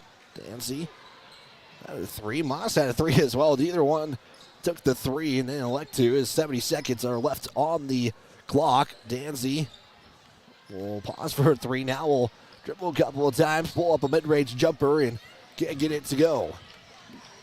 Cody's shooting as well unofficially this evening has been above 50% as well. And again, a lot of those were steals to easy layups, courtesy of Grace Hayes. Is that layup there by Falcons is good, and Lovell gets a score in the fourth quarter. Under 40 seconds left to play. Here's a give now from Morager to Hutchinson. Hutchinson will lose this. I think she was looking to give it off to somebody. George stays in front. Here's a layup by Owens. That's no good. Herman couldn't get it to go. Owens, though, tries to come up with it. And finally, Hutchinson will come up with it after a couple of attempts from Lovell. And with 17 seconds left to go, Cody can just hold it here if they elect to do so. But Moss, though, is going to say otherwise. As here's a give to George. Left side layup. It's good. And with 4 seconds left to go, and Cody is going to go to 14-3 on the season with a big matchup against Pinedale coming up soon. And that's actually next Friday as well. So we'll take a quick 90-second timeout when we come back. Actually, let's give it a 2-minute timeout. When we come back, we'll have a quick Breadboard Sub Shop post-game show and preview the boys' contest. Your final in this one, it's Cody 64. It's Lovell 12. We'll be back in 2 minutes on 103.3 The Range. Allstate agent Cale Mitchell is a proud supporter of Cody High School sports. At Allstate, you can bundle your home and auto for the lowest premium rates. Cale Mitchell is your local agent and provides great professional customer service to ensure that you got the best affordable coverage needs. Call Allstate agent Cale Mitchell at 307-527-6447. That's 307-527-6447. Allstate, you're in good hands. Distracted driving is dangerous, but some people just can't seem to help themselves. There's the steering wheel propper, the sneak a peeker, the fast roller, the night lighter. And it's not long until they become the fender benderer, the got a ticketer, the veering off the road, the driver who kills someone. Enough with the phones already. Just put them down. Coach Wagner and the Phillies and Coach McCartan and the Bronx have been really fun to watch this year. Yes, the Bronx and Phillies, they really have it all together. They sure do. Speaking of having it all together, insuring your home, cars, and life insurance together with My State Farm Agency is the best way to bundle and save. We can customize your coverage and make insurance seem easy. Good luck, Bronx and Phillies. Check with Jen Talich's State Farm Agency to get your insurance all together. Thanks for the opportunity to earn your business. Like a good neighbor, State Farm is there. With over 40 years of combined experience, Park County Glass can handle all of your auto and residential glass needs. Serving the Bighorn Basin since 1982 with quality you can depend on and service from the heart. Stop in or call your auto glass specialist at 307-587-9303. That's Park County Glass at 307-587-9303. Hey guys, this is Zach Haskell with Haskell Furniture and Flooring. We are a proud supporter of the Cody Bronx.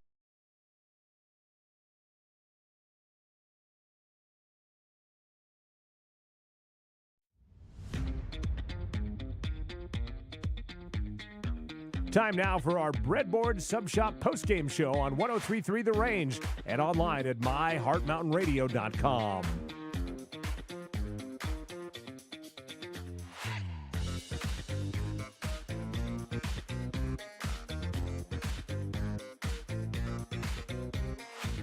Final on this one, your Pinnacle Bank scoreboard, Cody 64.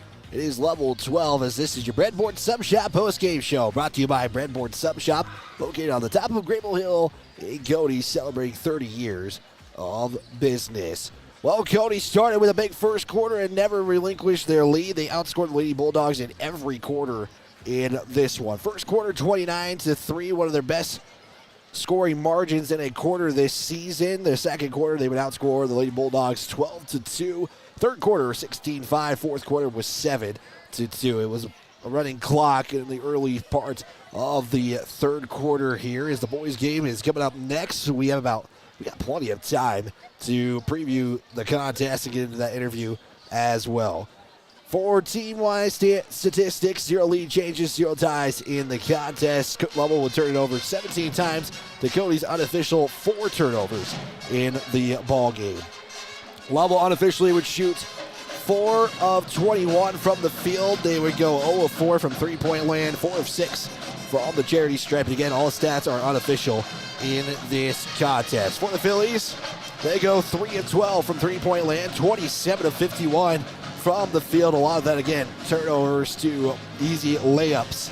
Free throws, 7 of 9. The bench would score 11 points for the Cody Phillies in this one. That is your team statistics. We'll take another 2-minute timeout. When we come back, we will have our individual statistics as well as our State Farm Agent Player of the Game, brought to you by State Farm Agent Jen Towers. As we continue your Breadboard Sub Shop postgame show, brought to you by Breadboard Sub Shop, located in Cody. We're back in 2 minutes.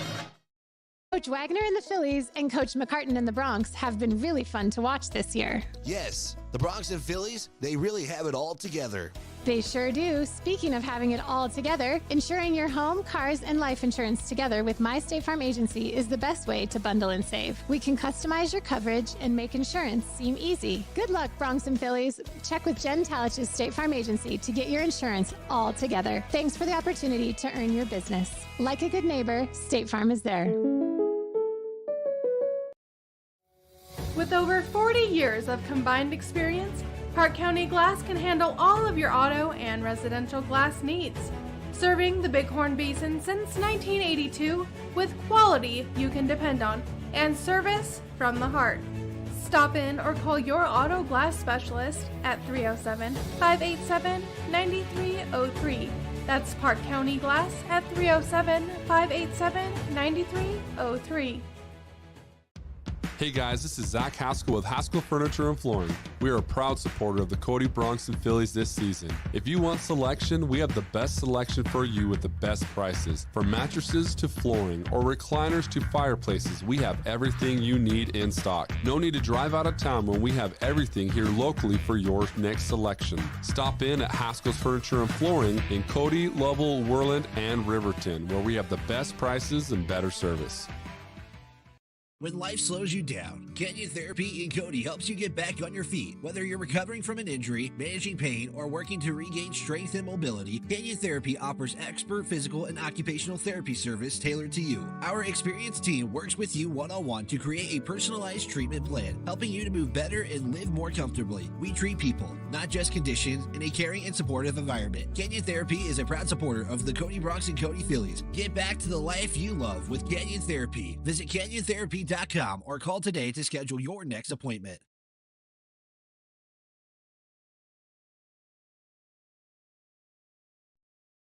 We continue your Breadboard Sub Shop post-game show, brought to you by Breadboard Sub Shop. Final on this one on your Pinnacle Bank scoreboard, the Phillies 64 and the Lady Bulldogs of Lovell 12 in this contest. As the band is back to playing their music, we still got some time before we preview the boys contest.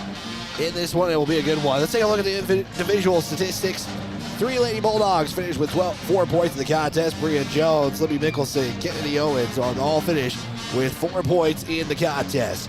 For the Cody Phillies, it was led by Grace Hayes, who is your State Farm Agent Player of the Game. She finished with 21 points, multiple steals in the contest and also had some pretty good steals to layups in the contest. So your State Farm Agent player of the game, Grace Hayes, leading the point total leading entire scoring with 21 points.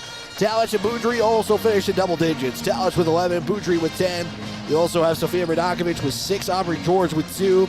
You had Sydney Simone with 5, Molly Rager with 4, and Evelyn Oganov would finish with 2 points in the contest. Getting hoping and making sure Callie Merritt is doing all right. I know she got injured in the fourth quarter, early in that fourth quarter in this one.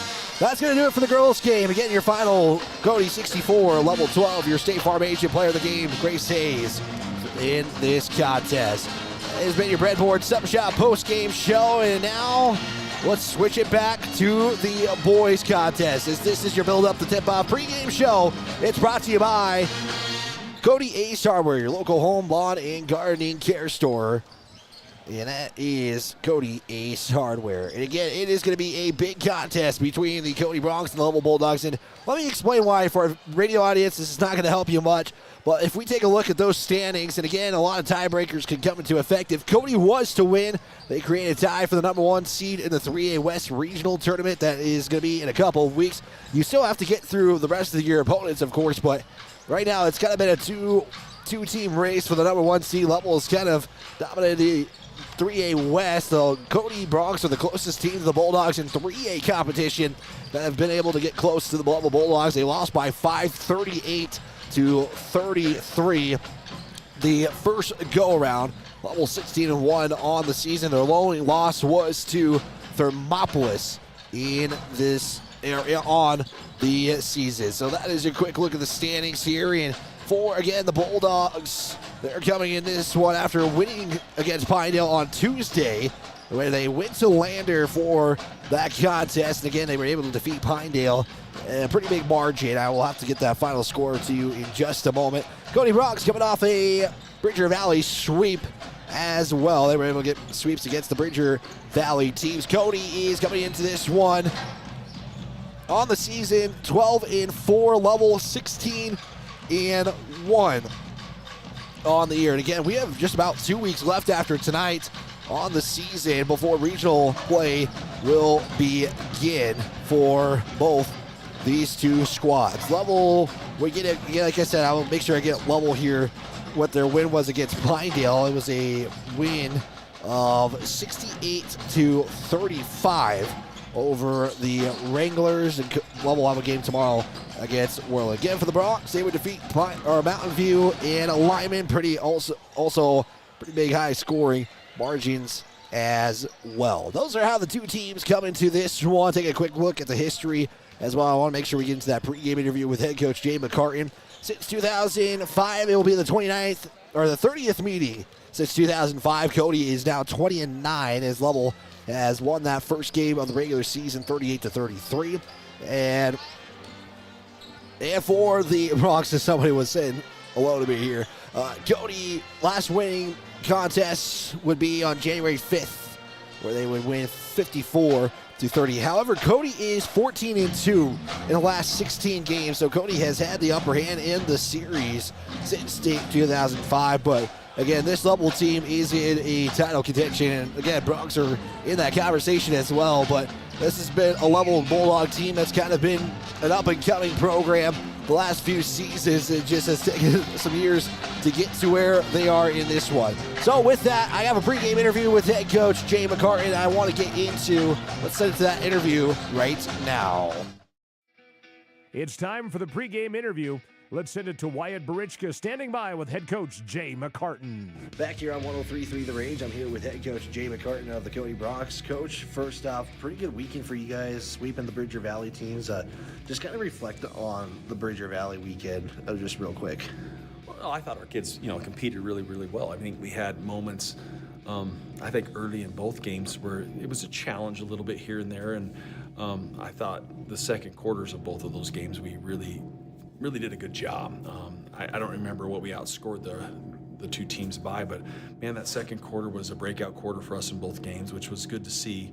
And then I thought we carried that over in the third quarter for both games too. So overall, I was very pleased with our guys. We did some really good things. Obviously we have things we can improve upon, but that's going to continue to happen as we continue to play with a bunch of high school boys. That's just how it is. Yeah, and Coach, being as close as I was to the Mountain View game, I was able to see some different things, and I thought your bench, when players, 2 fouls, I'll give an example, Parker Hine getting 2 fouls real quick. I thought everybody on the bench was just there for Parker in a way, and this was with everybody too. I'm just pointing out one particular example, but to see how close this team is together, I think as the season has gone on, I think has to say a lot about your squad. Well, I think you kind of hit it on the head there. The reality is it's a good group of boys. They're great kids. I think the seniors take those younger kids under their wing and are good leaders. They're really good leaders. Our chemistry on the team is really, really good right now. There's nobody that's wanting to show the other person up, or it's funny because in practice it's competitive, and we've had some competitive trash talking here and there, and it's awesome. But we had the conversation. I love that because it engages our brain. It makes us more aware of what's going on. It makes us compete at a higher level. But at the end of the day, we're all Cody Bronx, and we talk about that. Like, we walk off the floor. You can compete as hard as you want, all you want, but at the end of the day, we're all part of the same team, and we're moving forward. And I think they've embraced that, and it's been a good process to see over the course of the season. Yeah, Coach, and you guys have been on a winning streak, and now you're coming in to a home game Friday, and I'll just say it's going to be one of the bigger games for 3A West, but also for you guys and Lovell as well. You guys, close game the first time around. Lovell got you guys, but now you get to do it on your home court. Coach, from the first game to now, what have you seen from Lovell, and what's going to be your approach to this one? Well, they're a really good basketball team. I mean, they're number one for a reason. That's kind of you're wanting games like this late in the season to see where you are, to see where you stack up. Are we going to still make mistakes? Absolutely. Are they? 100%. So, I think as this game unfolds, it's going to be the game you want to have. It should be a close game. It should be a hard-fought game. And as an athlete, as a competitor, yeah, if you're not ready to play in this game, check your pulse. That's how, that's what I tell the guys. Check your pulse, because it's a game, and it's the game we want. So let's go out and play up to our capability. And what have they done from the first time that you guys have, when you guys first played them to now? Have they changed anything as far as what they run? Because it's one team the first time, and it's going to be a new team the second time you see them. No, I think they're good enough to do what they do, and they're not going to change things up. I've seen a couple of games on them, film on them, but the reality is they're going to run man-to-man. They're going to play their 2-3 zone. They're going to run their sets because it gets the guys that they want the ball, just like we do. That's what we do. So it should be a pretty good, highly contested back-and-forth basketball game. The first time we played them, they didn't make a three-point shot. That's not who they are. They shot a lot. They missed a bunch. They're a better shooting team than that. Now, is that because of our defense? I'd love to say that, but the reality is I don't know that for sure. They had some open looks and just didn't hit them. And I talked to the guys, and you're part of that conversation a little bit, at least listening. If they shoot it well and we shoot it well, it's going to be another highly contested 5-point or less game. If we shoot it poorly and they shoot it well, we're going to beat by 20. If we shoot it great and they shoot it poorly, we could beat them by 20. These two teams are so closely matched and aligned that it could go anyway. Right, Coach. And also, before this, we were talking maybe what rotations could start looking like, to provide rest for Grady and Maddox and Jackson once in a while. How you kind of be approaching this? Are we going to see some players get some more minutes, or kind of in a situation where you want to make sure your guys are as rested up as possible for a stretch of minutes? Well, we've got to, looking at our stats, looking at our efficiency, we've got more guys that need more playing time at the varsity level. So we're going to make some changes a little bit this week and give other guys maybe some more minutes. And again, that might help our big three guys, Maddox, Grady, and Jackson, to get a few more minutes off of the floor to rest so they can play at a higher clip. If they're playing 28, 29 minutes and 7 of those minutes are at a low pace or a low clip, I want to play 26 26 minutes, 25 minutes at the highest clip possible. That makes us a better team. So if we can rotate some guys in and give them some opportunities to rest, I think that's going to benefit us in the long run. So we're going to give it a shot this week. And you might say, well, why are you doing it at the Lovell game? Well, it's time. We've got to get some guys more time, and we got to give opportunities. I thought Josh has played really, really well the last couple of weeks. I think he deserves a chance to get out there and compete at the high level. And he's still going to make some mistakes, and because he's young, but I've been really impressed with him. I think Griffin's shot the ball really well the last several weeks. He deserves a chance to go out there and be an offensive threat for us. And I think he reads the ball defensively in our zones. We'll play a little bit of zone, I think, this week. He defends decent enough. And so those two guys are the two guys I'm seeing that I've liked what they've done the last several weeks, and it's time for them to get a little bit more playing time at the varsity level. Well, Coach, big opportunities for them, a big opportunity for the home crowd to watch, I think, what will be a fantastic basketball game. Coach, if there's going to be one factor in this contest that's going to separate the winner and loser, what is it going to be and why? Oh, there's so many factors. I think they rebound the ball really, really well. And we need to make sure that they don't get second chance opportunities. And, looking back at the last time we played them, they had too many of those and we turned it over too many times. So really, we got to rebound well. We have to take care of the ball. We're going to get, they're so long and athletic. They can test shots. We're going to miss some. But if we can keep them to one shot possessions and not turn it over, those two things are going to be key for us, I think, this week. Well, Coach, I appreciate your time. Best of luck against the Bulldogs, and we'll talk to you after this one's over. Thanks, Wyatt. Appreciate it. Woodward Tractor is your one-stop dealer for all your Takahouchi equipment and service needs. Takahouchi is known the world over for its purpose-built design philosophy, innovative technology, and dependable service after the sale. And now at Woodward Tractor, get 0% financing on all Takahouchi machines, excavators, track loaders, and wheel loaders. Special financing options are also available on Takahouchi brand attachments. See Woodward Tractor on Blackburn in Cody.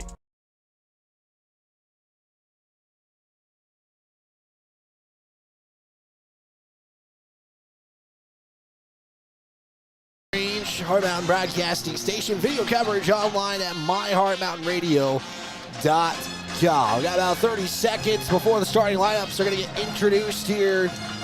As again, it's the number 1 ranked Lovell Bulldogs visiting your number 2 ranked Cody Bronx.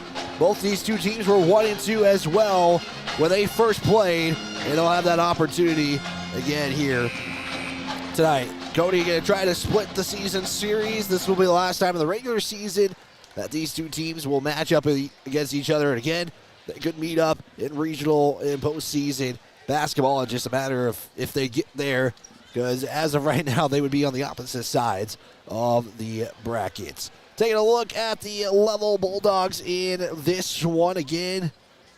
Head coach of this team for the Lovell Bulldogs, who's in his 3rd season here of the program. It's Shane Drush, and hopefully I say that correctly, and if I don't, I do apologize if I mispronounce that name incorrectly. He is in his 3rd season here with the Bulldogs program. He was a head coach of the Laurel Locomotives boys team from 2001 to 2002, and again, his 4th year as a head coach. Last year, the Bulldogs would go 21-8. And also, something to note as well, Owen Walker was out a couple of games, and he is going to be back tonight. As they're going through some things, there could be a chance for a moment of silence. Again, I want to make sure, if that's the case, that we are quiet for that moment as well. Again, the number 1 ranked Lovell Bulldogs in Class 3A, number 2 ranked Cody Bronx, courtesy of the Wild Prep coaches and media basketball pool. That has not really changed, other than Werlin getting the jump and getting the nod over the Lander Tigers this week. Trying to see if we can get an update in the girls' game of the Mountain View Lander game. Mountain View defeated Lander 45-43 in their last meeting, or in that previous meeting. Lander actually cut the lead big time, but they couldn't get the win over. And I'll see if I can find some other scores on the evening as well. Again, the Cody Phillies winning earlier today, and they will have a starting lineups. There won't be a moment of silence. The only final that we have is the Cody game, according to Wyoming Preps. Let's take a look at the boys' starting lineups for the Bulldogs. They'll be in their home blues, gray letters, gray numbering trimmed in black. It'll look like this. Number 1, Matthew Newman, one of the better point guards in the state. It's number 3, Jace Nichols. Number 10, it's Owen Walker. Again, he played in the Lander game, so he has returned. It's number 12, Kaysen Anderson. And number 13, Davin Crosby. That is your starting lineup for the Bulldogs. Again, home or blues, gray numbers, gray lettering, Lovell Bulldogs on the jerseys as well. And we just got the band get you started with this one.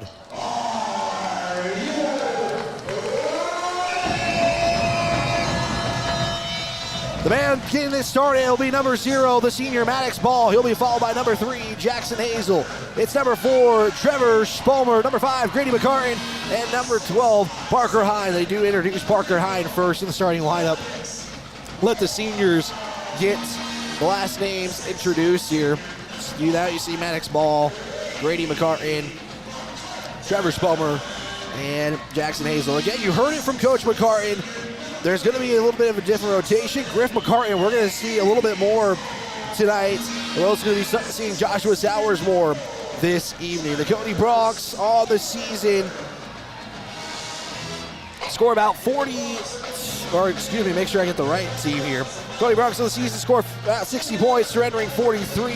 The Lovell Bulldogs on the season, they average about 64 points and surrender 39 points. Your scoreboard tonight is brought to you by Pinnacle Bank, the way banking should be. Maddox Ball stands in the center circle. He'll take on Owen Walker.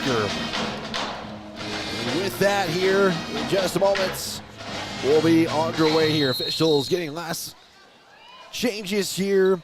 And the tip is going to be controlled by the Bulldogs. McCartan quickly over to Spolmer as we get this one underway here from Schweitzer Gymnasium. McCartan's going to fire a 3. It's going to be off the mark. And the Bronx will start with a missed shot on their first possession. Now Lovell gets their first crack at it. At the top now, it is Anderson. Up top now is Newman. Matched up by Hine as the Bronx run man-to-man defensively. Crosby working around the perimeter as they go back up top now to Nichols. Nichols will spin in the paint, pull it up for 2 as it hits off the front iron. And McCartan picks up the rebound. McCartan quickly over to Hazel. Hazel crosses over, drives in, puts up a shot, and he'll go on the foul and shoot a pair of free throws. That's something that Cody did exceptionally well, especially against the Mountain View game. They were able to get the buckets to go. They get some three-point opportunities. They took a lot of advantages from that this past weekend. We'll see if they can keep that momentum and keep that going here. As Hazel will go to the line and shoot a pair of free throws. First free throw for Hazel is going to be no good. Bronx on the free throw stripe this season, average about 64%. Opponents shoot 64% against the Bronx at the charity stripe. We'll get one more free throw here for Jackson Hazel. The Bronx are in their home whites, blue numbers, blue lettering on their uniforms. The Cody Bronx get the first bucket of the contest. It's a free throw courtesy of Jackson Hazel. 1-0 on your Pinnacle Bank scoreboard. It's back to Crosby. Spolmer matched up him defensively. Up top is Newman as we approach a minute into the first quarter. And we'll get a blocking foul on the Bronx. Trevor Spolmer picks up his first personal, first team foul for the Bronx. Lovell basketball in front of the bench of the Cody Bronx. To inbound it is Anderson. Give it off to Nichols. Swing it over to Newman. Newman at the top. Back over to Anderson. Is there in the left corner. Back up top. Newman fires a 3 from the top left. Short is rebounded by Anderson. Backs up on Hazel. He'll put up a shot. That's no good either. And a couple of opportunities for the Bulldogs. And no points to account for. Back to the Bronx. Spolmer spins in the paint. Kick out ball. Ball will drive baseline. Give it over to Hine. Hine now will drive in. Makes one move. He'll fire for 2. He'll take a couple of bounces. And no good. Hazel tries to put it back up and in. And be out of bounds. He'll go to the Bronx. After a fight for the rebound, it was out of bounds. Hazel to trigger it in. Gives it off to Max. Ball underneath. Fire a shot from underneath the bucket for a layup. Is also no good. So Bronx 3 chances and no points to account for it. Nichols quickly, right corner is no good. Hazel rebound again, and then coming up with it is Anderson. Anderson out of nowhere gets it. And points go to the Bulldogs. They lead 2-1. Pinnacle Bank scoreboard. Get a whistle. Not sure what the whistle, I believe it's maybe just Parker Hyde tying his shoe. And I believe that will be the case. Make sure those bunny ears on the shoes are tight. Inbound, McCartan gets it. Now back to Hazel. They'll set up the offense. Hazel makes his way to the right. Swing over to Hine on the right corner. Hine will back up top over to McCartan. As McCartan was checking the bench. Over to his dad. McCartan will fire right elbow. He can't get that one to go either. And Cody still doesn't have a field goal in this one. Turnover by the Bulldogs. I'll be there first. So McCartan will bring it up for Cody. Still 2-1 on that Pinnacle Bank scoreboard. It's tied over to ball at the top. Crosby matched up with him defensively as the Bulldogs will run man-to-man defense. Hine looks, will bounce pass it off to Ball. Crosby matched up with him defensively. So goes to the paint, looks for Spomer. It'll be a kickball violation as we're going to see the first substitutions of this one. And as we expected, it's Joshua Sowers and Griff McCartan will check in for Parker Hyde. Parker Hyde and Trevor Spomer will make their way to the bench.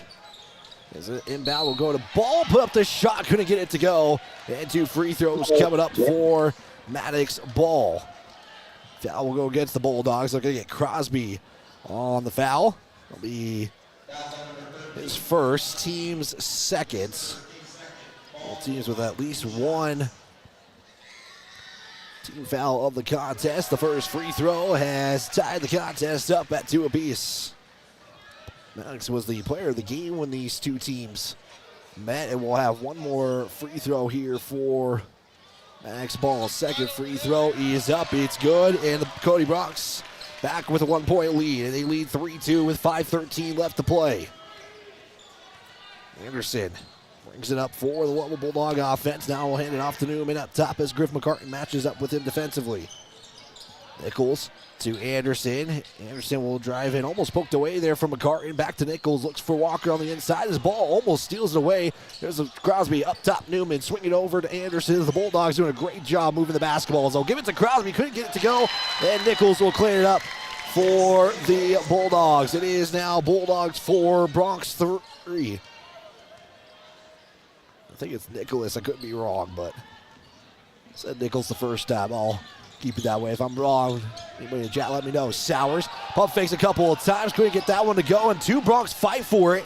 And Newman comes up with the basketball. Couple of chances, and then Cody comes up with a steal. Back to the Bronx. It is Maddox Ball for 2. Gets the layup. And we have lead change. If I'm reading that right, it's lead change number 5, but that could be wrong in that case. I don't believe that was lead change number 5. I can see it being lead change number 3. Back to the Bulldogs. It's going to be a charging call. McCartan takes it. Bulldogs pick up a charge. I believe Anderson picks up the foul. That is the case. So it will stay 5-4 Bronx. McCartan's going to check out. Nathaniel Pryor checks back in. I guess his parents call him Nathaniel, and he said about 80% of everybody else calls him Nat. I told him I would stick to Nathaniel. Sowers to Hazel on the left corner. Hazel's going to look for Sowers as there's a kickball violation as it goes to the Lovell bench. Hazel to trigger it in for the Bronx. They'll do it next to the Lovell bench. Hazel inbound to Pryor. Pryor is going to make his way to the right side. There's a swing over to Ball. Ball drives in paint, shots up, couldn't get it to go as Ball almost gets the rebound. Now he does, gives it off to Pryor. He'll drive in over to Hazel. Hazel, he'll fire a 3. A rare 3 from Jackson Hazel will drop. He hardly ever shoots those threes. He's more of the aggressor, attacking the bucket, gets the 3, and Cody doubles what Lovell has, 8-4 with 3:09 left to play. Here's a give over to Anderson. Count the buckets, and a 3-point play opportunity for the Bulldogs. Max Ball will pick up the foul. That'll be his first personal, team second.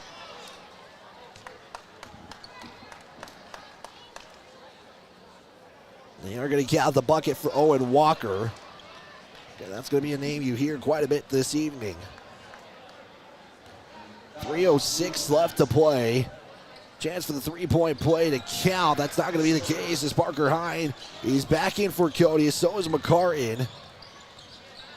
On the bench is Hazel for the Bronx. There's a give down to Pryor. Swing over to McCartan. Griff McCartan also checked out moments ago. Grady to Spomer. Spomer will drive in. Jump step and puts it in. Trevor Spomer for two. It's 10-6. Cody, 2:38 left to play. Newman at the top. Swing it over now to Robert Romero, who's in for the first time. He checked in when Walker was at the line. Romero, right side over to Walker at the top. Now it's Sowers with the defensive matchup as Max Ball is on the bench as well. Crosby to Newman. We'll see a new sub in as Owen Edwards will check in on the next whistle. Max Ball going to get set to check back in, and we'll get a foul on the Bronx. Bronx will pick up their fourth team foul. Trevor Spomer picks up the foul, and that actually might have been his third. It might be the third team foul. Sowers and Pryor will check out. So now the starting five is in for the Bronx, and we'll watch this rotation as the night goes on as well. Back to the Bulldogs after the foul by Spomer. It now goes to Romero. He's at the top. Hazel matches up with him defensively. Newman, on that left side, now make his way over to the right as Edwards checked in for the Bulldogs. Romero bounce pass it off to Edwards. Fires a three from the right corner. That's off the mark. Crosby saves it over to Newman. Left side three is good. Matthew Newman for a triple. Cuts the lead down to one. It is now 10-9. Bulldog advantage. Hazel now swings it over to Spomer on the left side. Up top to Hine. Matched up by Romero. His Lovell still goes man-to-man defense. Now backs his way in on Crosby. Shot is up and no good. Fight for the rebound. Ends up with the Bulldogs coming up with it. Quickly over. Here's Nichols over to Romero. Three from the right corner off the mark. Couple of opportunities and no buckets to account for the Bulldogs. They've taken a couple of threes the last couple of possessions. Ball will back in, try to get this lead back up to three. Ball gets his own rebound, put it up, and some more free throws coming for Maddox Ball. Student section piled in. They're in all pink this evening. Foul will go against Crosby. He picks up his second. Second personal in the first quarter. We still have 1:04 left to play. Ball's free throw up and good. Sends the lead to two. Crosby checks out. Walker checks back in. Spomer will check out for Trenton Bauer. Bauer will make his way all the way back where Romero stands. Ball is to make this a three-point game with the free throw. As it hits off the front iron. Stays a 2-point lead. Walker came up with the rebound. Quickly over is Nichols. He'll pass it over to Romero on the right corner. Back over to Edwards. Newman at the top, back to Romero. Bauer matched up with him defensively with 50 seconds left to go. There's a spin. Nichols with the underhand scoop and score. Gets it to go, and we are tied at 11 apiece. Second tie of the ball game. 38 seconds left to go. Hazel slows it down for the Bronx. Newman with the defensive matchup. Hazel to Ball, now to McCartan on the right side. McCartan drives in baseline. He'll put up a shot. He'll be fouled and go to the line. And head coach Shane is letting his team know that's some easy plays that Cody is running. So going to give Edwards the foul as McCartan had a wide open lane on the baseline. And backed his way in because it closed quickly, but still on the line to shoot two. McCartan with the first. Count it. First points for Grady McCartan tonight. Get one more free throw here, and we'll see what the scoring goes. Again, it was a low-scoring affair the first time around. McCartan was looking to make it a 2-point lead. Free throw was off the mark. Stays 12-11 with 20 seconds left to play. Newman will bring it over the timeline, going left to right. Handoff down to Romero. Back over to Nichols. Nichols drives to the left, spins to the right, shots up, and he'll be fouled as Hazel trying to make the claim that he stayed in that cylinder.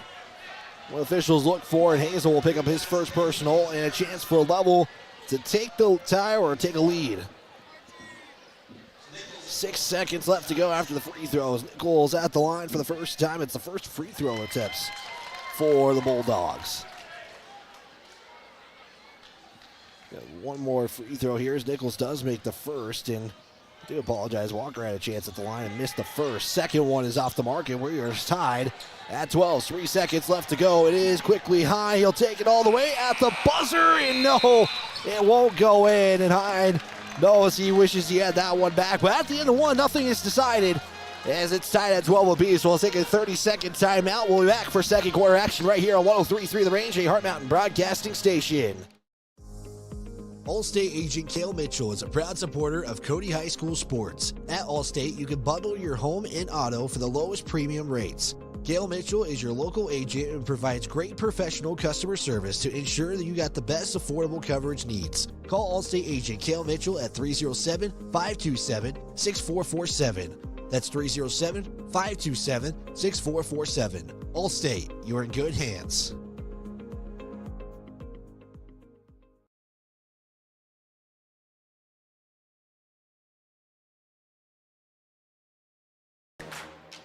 This is Cody Bronx basketball on 103.3 The Range. The set for the second quarter here from Schweitzer Gymnasium. Wyatt Barichka with you on 103.3 The Range. Online video coverage at myheartmountainradio.com. Nothing decided after 8 minutes of play. We are tied at 12, and it will be Bulldog basketball to start the second quarter of play. Wyatt Barichka with you. McKenna back in the studio. Look at this game live on the air. 8 minutes, second quarter, we're underway. Bronx are going to start their starting five. McCartan, Hines, Spomer, Hazel, and Ball. We have the five to start the second quarter for the Bronx Bulldogs.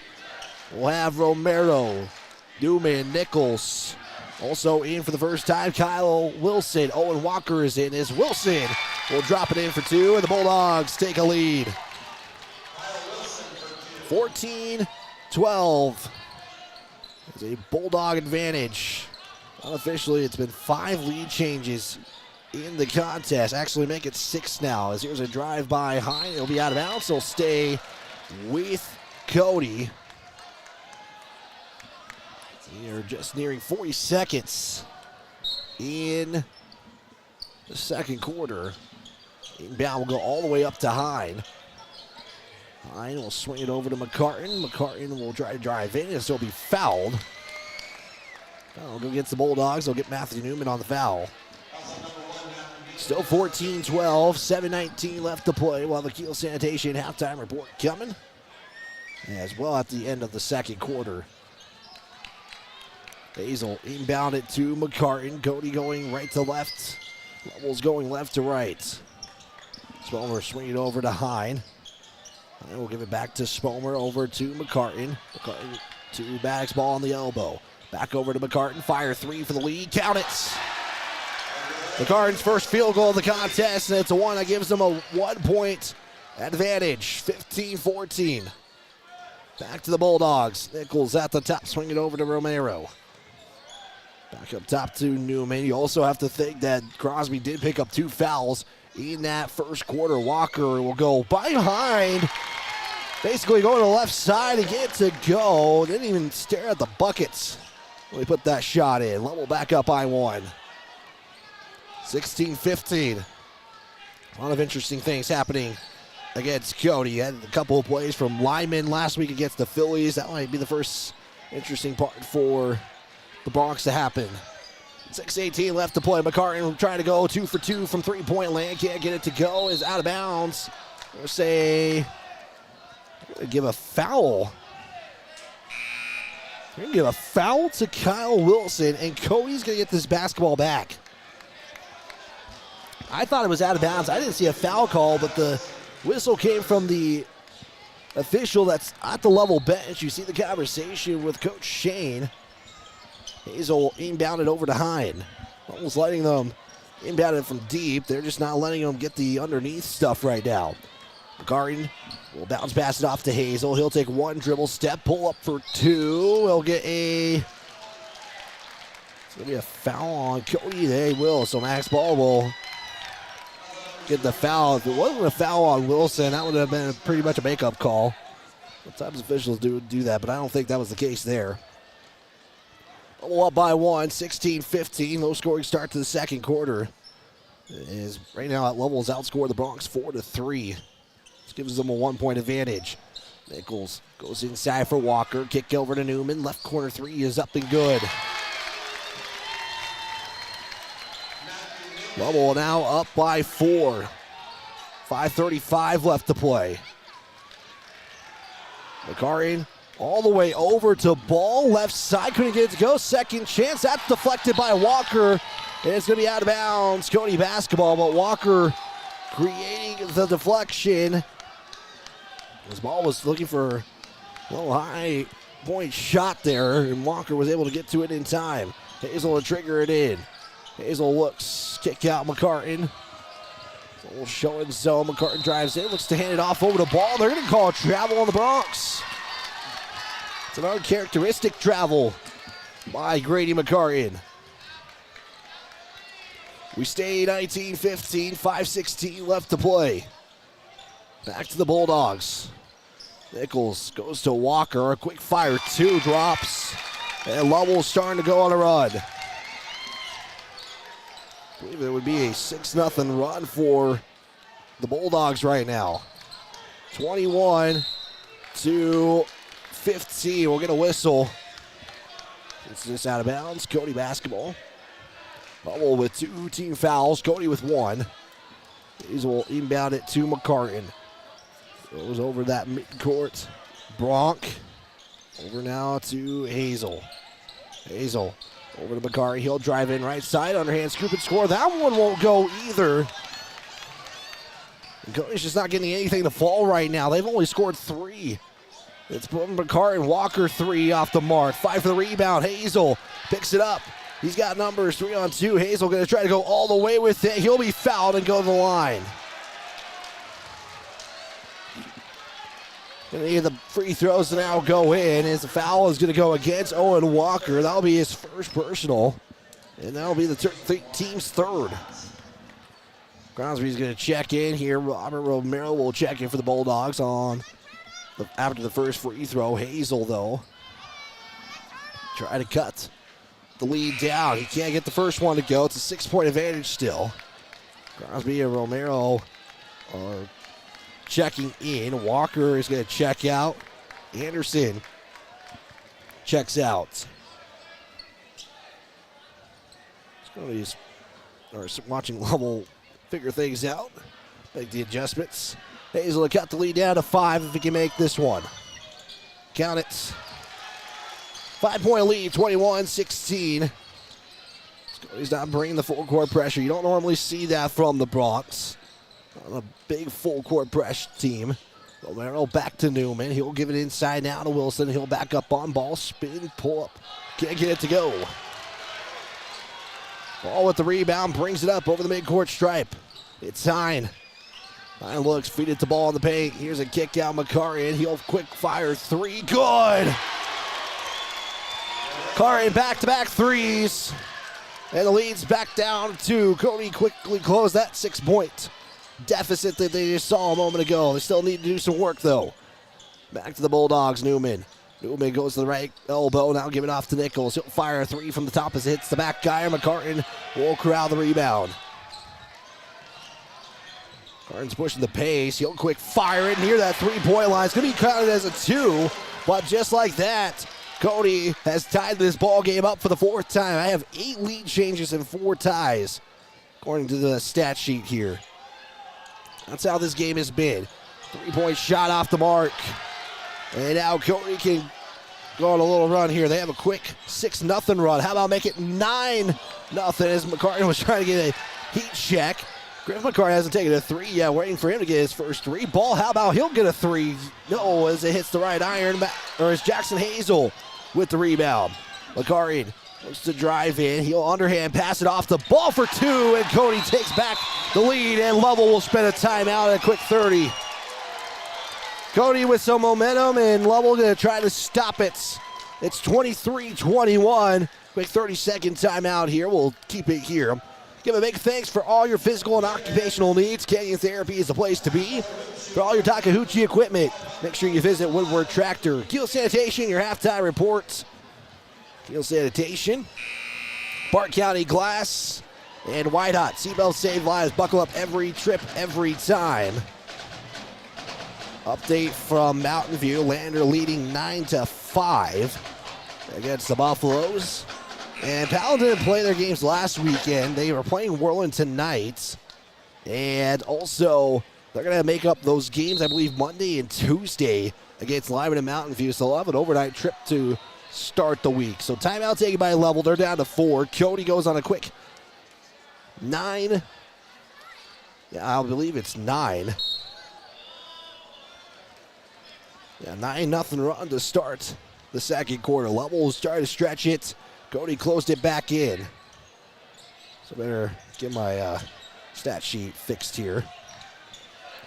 23-21, Cody advantage. Here's a kick over to Anderson on the right corner. 3 to try to answer. That 3 is off the mark. Bulldogs are now 0 of 3 from three-point land in the second quarter. Back to Hazel in the Bronx. McCartan drives in. Nice give to Ball. Is good.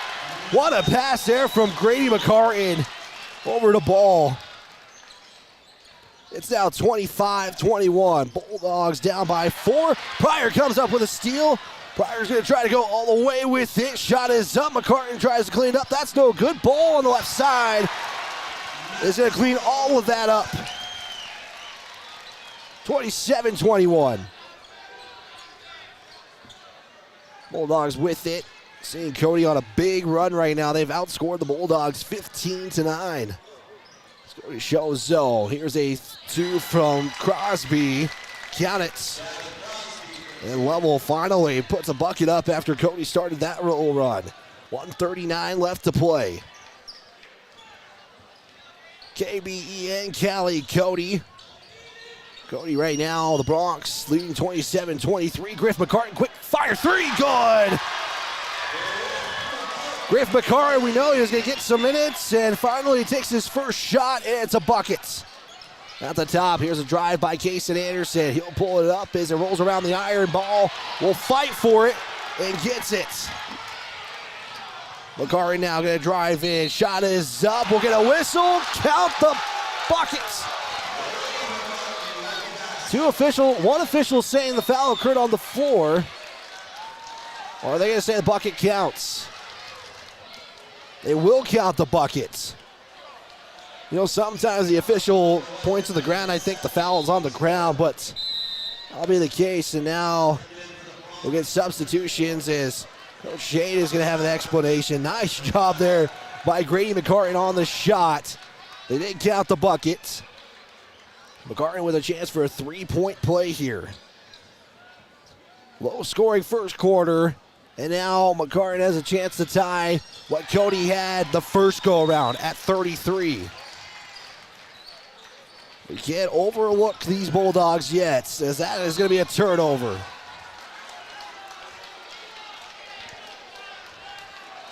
One minute exact in the second quarter. Cody is up by 10 with momentum. And McCartan walking along. Grady and Hazel get something figured out. McCartan has it at the top. He'll hand it back to Hazel. Hazel sees a trap coming. Now he's getting trapped. He'll give it off to Sowers. Back to McCartan. McCartan right side. He'll pull up off the glass. No good. And cleaning it up is Anderson. Newman has it with 31 seconds to go. Now back to Anderson. So play a little catch back and forth. Anderson now will swing it over to Nichols. Gives it to Crosby. He'll fire mid-range jumper. McCartan with the rebound. Right now, Cody has just got all the momentum since they started. Scored 6 in a row, and timeout taken by head coach Jay McCartan. I don't think Coach McCartan's liking the traps that he's seeing from that Lovell Bulldog squad. It's got a quick 30-second timeout. Let's give a big thanks to some of our sponsors again. State Farm agent Jen Tallich, like a good neighbor.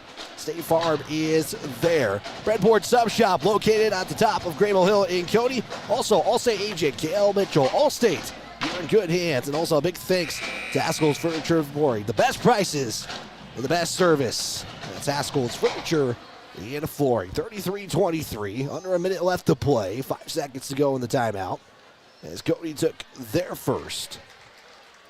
Both teams going to be down to 4 timeouts, and I think that's the earliest I've seen Coach McCartan take a timeout all season long. There'll be 11 seconds left to go. Cody is going to have the basketball. He'll inbound it basically at midcourt. You're watching it visually. Hazel is there. He's just underneath the scoreboard. Pinnacle Bay scoreboard. 10 seconds left to play. It's McCartan back to Hazel. McCartan will swing it over to Pryor. Right side, back to McCartan. 5 seconds left to go. Hazel, he's going to attack. He'll pull it up just in front of the cherry stripe. Gets it off the glass as time expires. And Jackson Hazel gives the Cody Bronx a 12-point advantage to go to the half. Cody 35. It is Lovell 23. Your Kiel Sanitation halftime report is coming up next. We'll be back in 4 minutes on 103.3 The Range, a Hart Mountain broadcasting station.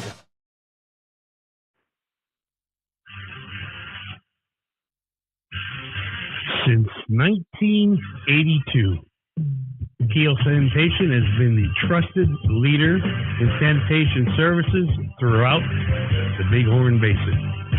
We're a family-run business dedicated to providing top-notch customer service. Whatever your sanitation needs are, Kiel Sanitation has you covered.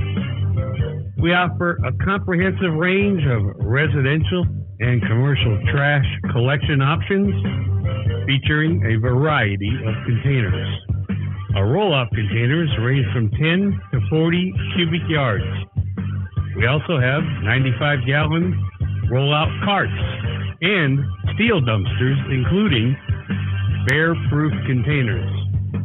Our septic services include thorough, high-pressure back flushing to ensure your system is Kiel clean. For your convenience, we also offer 24-hour emergency septic services. To meet all of your sanitation requirements, we provide portable restrooms for any occasion. Our offerings include standard portable restrooms, hand wash stations, and handicap units. We also specialize in services for the oil field, including portable restrooms, potable water, roll-off containers, and vacuum services. Be sure to check us out, KielSanitation.com. We're also on Facebook. Look for us in there under Kiel Sanitation. Give us a call, 307-587-6616. Go Cody Bronx and the Cody Phillies as well. Distracted driving is dangerous, but some people just can't seem to help themselves. There's the steering wheel propper, the sneak a peeker, the fast roller, the night lighter. And it's not long until they become the fender bender-er, the got a ticketer, the veering off the road, the driver who kills someone. Enough with the phones already. Just put them down.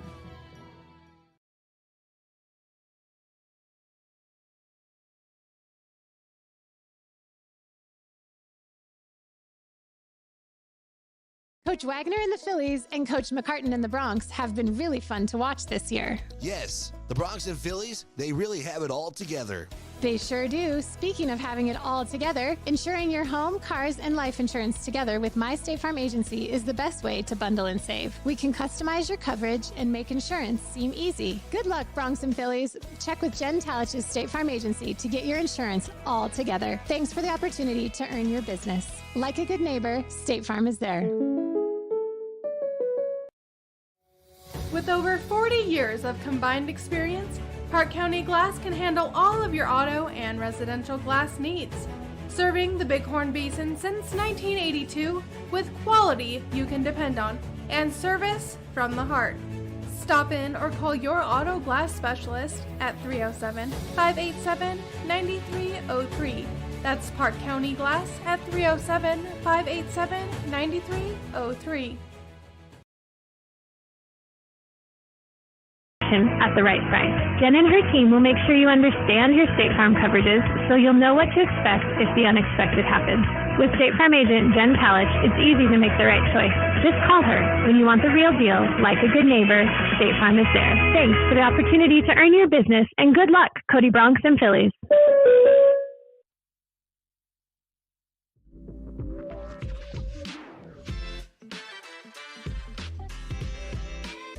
We continue the Kiel Sanitation Halftime Report. Here's Wyatt Barichka. Back here on 103.3 The Range, a Harry Mountain Broadcasting Station. We do plan to talk with head coach Chris Wagner here in just a little bit. But your Pinnacle Bank scoreboard at the Kiel Sanitation halftime. It is Cody 35, Lovell 23. The Bronx put up 21 points in the second quarter. McCartan accounted for 9 of those points. Ball accounted for 6. Hazel got 3. Knocked in a shot to end the half. Make it 5 for Hazel. And Griff McCartan picked up a 3-pointer as well in the second half of that contest. So that's basically your individual statistics for the Bulldogs. It's led by Matthew Newman with 6 points. Owen Walker also with 6 points in the contest. Jace Nichols with 5. You got Kason Anderson, Davin Crosby both with 2. Brody Moeller and Kyle Wilson each with 2 points in the contest so far.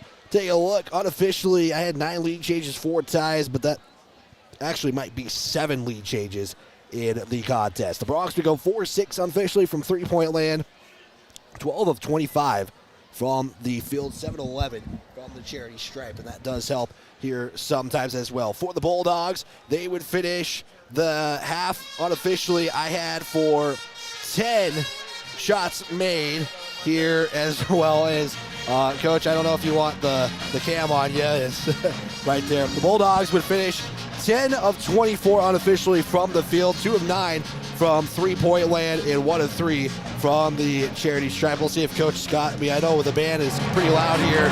Yeah, tough. I can hear you. Perfect, Coach. Once you guys got started, I think it's one of your biggest margins in the first quarter, 29 points in the first quarter, but again, steals the points, really kind of helped set the way for that contest. Yeah, girls did a good job of getting the ball, looking deep, not trying to dribble it out on rebounds, just getting eyes down. They saw the court really well. Maddie was getting out, sprinting, getting a lot of those, and every girl was just running the court. But yeah, definitely started on the defensive end. Yeah, all your starters got points in the first 4 minutes of the half, and holy cow, this band is so loud. First off, I gotta ask you, how's Callie doing? Is she doing all right? She's hurt. We'll find out more later. Okay, I'm not asking you to give everything, but just had to check on that. But Coach, I know this was a pretty impressive win. First off, to have your team only hold somebody to 12 points, what's that got to say? We feel pretty good about it. We know, they were missing Rail, and she played a phenomenal game Tuesday against Pinedale, so we're looking at adjusting to her a little bit, and I don't know, must have been sick today, and then I know they were down without another starter. So, we knew they were a little depleted, but either way, the girls came out and performed. Got to have your bench players come in, get to pretty much play that entire fourth quarter. Yeah. Again, Kim's loud, so we apologize for our audience. But I can hear you, sir. But Coach, the fact that everybody got to have some kind of minutes tonight has got to be something as well. Yeah, they came in, and sometimes they can get a little scattered in those moments when they come in. But I think being able to just put them in and knowing that they had the whole fourth quarter, they came in very confident, took care of the ball, got a few really good looks at some things, but even more importantly, still took care of business on the defensive end. Nothing came easy. They were not giving up any second chances. They were getting the first rebound, and I'm not able to push out as much, but man, they took care of the ball really well. I was proud of that. Well, Coach, we've kind of been alluded to this in a pregame interview, but we know what next week is. Now we can talk about it. Yeah, we can talk about it later. But just how excited, and what do you guys say to the Cody crowd? Kind of a little snippet of this contest against Pinedale. What do you guys say for them to kind of bring them to the gym this upcoming Friday? If you're paying any attention, man, it's going to be good. Should be a good one. Two undefeated teams in the West. This is going to be important for seeding, without a doubt. But most likely the team coming out of it may be going in as the number one. So, we'll take a weekend, still relax. I told the girls to relax a little bit, get outside, and get some sunlight. But I'll probably be digging into the film and trying to get that game plan going early. We won't tell you to reveal much, Coach. But anything I left out? Anything you want to mention before the second half gets going? No, just a shout out to Coach O, watching. We miss him. Hopefully he's doing all right as well, Coach. Appreciate your time. Head Coach Chris Wagner here, and wow, it is loud. Appreciate it, Coach. I try to say appreciate it for taking this time, but this band is pretty loud, and so we apologize if you can hear some parts of that. But also a shout out, they do a heck of a job each and every year as well. Cody 35. Lovell 23. It will be the same starting five for the Bulldogs to start the second half. Cody, not surprising, is going to start with their starting five as well. Both teams with 4 timeouts. No foul trouble, except, let me make sure if I was not looking at the stat sheet. Bags ball for the Bronx has 2, and Davin Crosby with 2 fouls for the Bulldogs. So one player at least with 2 fouls. 8 minutes on the clock, and I know the Bronx up by 12, but this one is far from over. Bronx will start with it. There will now be going from right to left. It is the Bulldogs going left to right. Hazel has it, goes over the big court logo, makes his way to the right side to Spomer, now to McCartan. 50 left to go, third quarter. If you're just joining us, a battle of the top 2 teams in Class 3A, according to the Wild Preps Coach and Media basketball poll. Bulldogs do have the one win this season. This will be the last time in the regular season these 2 teams will play. McCartan now. Cody's just kind of passing around, looking for something to get going. Ball says screen, but defensively Crosby switches and does well. Ball gets it in the paint, kick out to Hine. Hine pump fake 3, he'll drive in, give it back over to Ball. Ball, one dribble off to McCartan. Cody has held this for 45 seconds to start. As McCartan says that's enough, and we'll put it in 2. Nice shot by McCartan as the Bronx held it for 45 seconds to start the third quarter. And that's a long time on defense if they're the Bulldogs. Let's see if Lovell does the same. They're going to look for a quick shot from Newman. Takes a couple of bounces and goes from the right iron to the left. Cody has just extended their lead. They had a slow start that second quarter. Hazel's shot is deflected. Anderson is the one credited for it. Gives it all the way to Crosby, who throws it out. It hits Parker Hine, though, and out of bounds. I think Hine was shocked that it even came at him.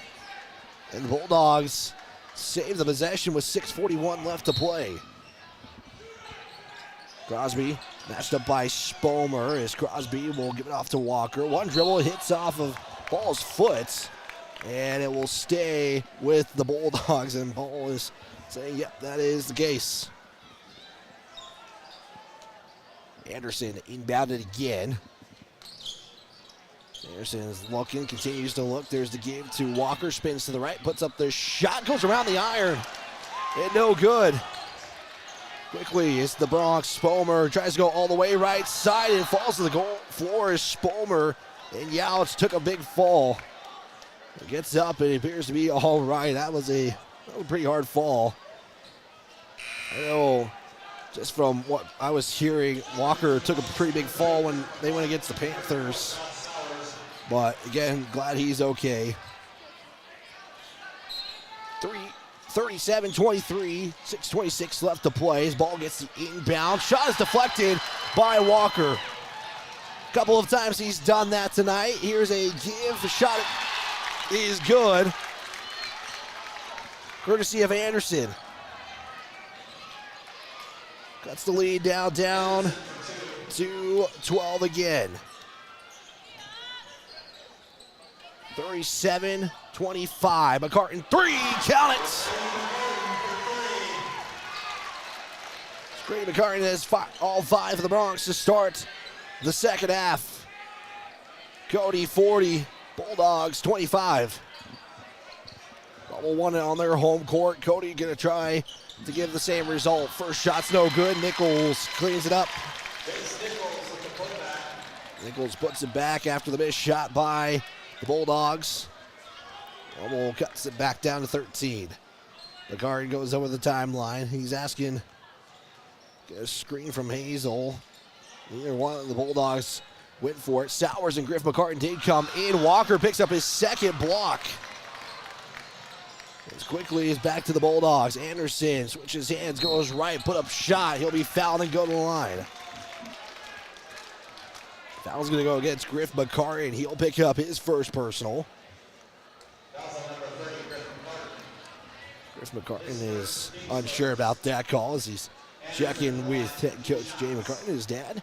5:10 left to play. He is the first free throw from Anderson. He's good. Seems like Lovell gets the start early, and then Cody gets it going in the second part as Owen Walker checks out. Get one more free throw here. Love the student session tonight. They're in this one. It's 40-29. This free throw was good. Hazel's going to have the slow walk as he talks with Grady. Gets it over that midcourt logo. It's Griff McCartan. Looks, one dribble, pass it off now to Hazel. It's back to Grady. Grady back to Hazel. Hazel's going to give it off to Sowers. The ball, nice move by Maddox Ball as he kind of went at the right time for that one. It's a nice pass as well from Sowers. And the Bronx get a score. Here's a drive from Anderson. They're going to wave off the shot as the foul occurred on the floor. They're going to get Jackson Hazel on the foul. Hazel's now asking how's that a foul, but has to quickly ask about that. Anderson will inbound for the Bulldogs. Inbound will go to Crosby. There's a swing to Nichols as he brings it to the top. Ball switches with him defensively. Nichols will get fouled, and no, that's not going to be the case. They're going to call a traveling violation.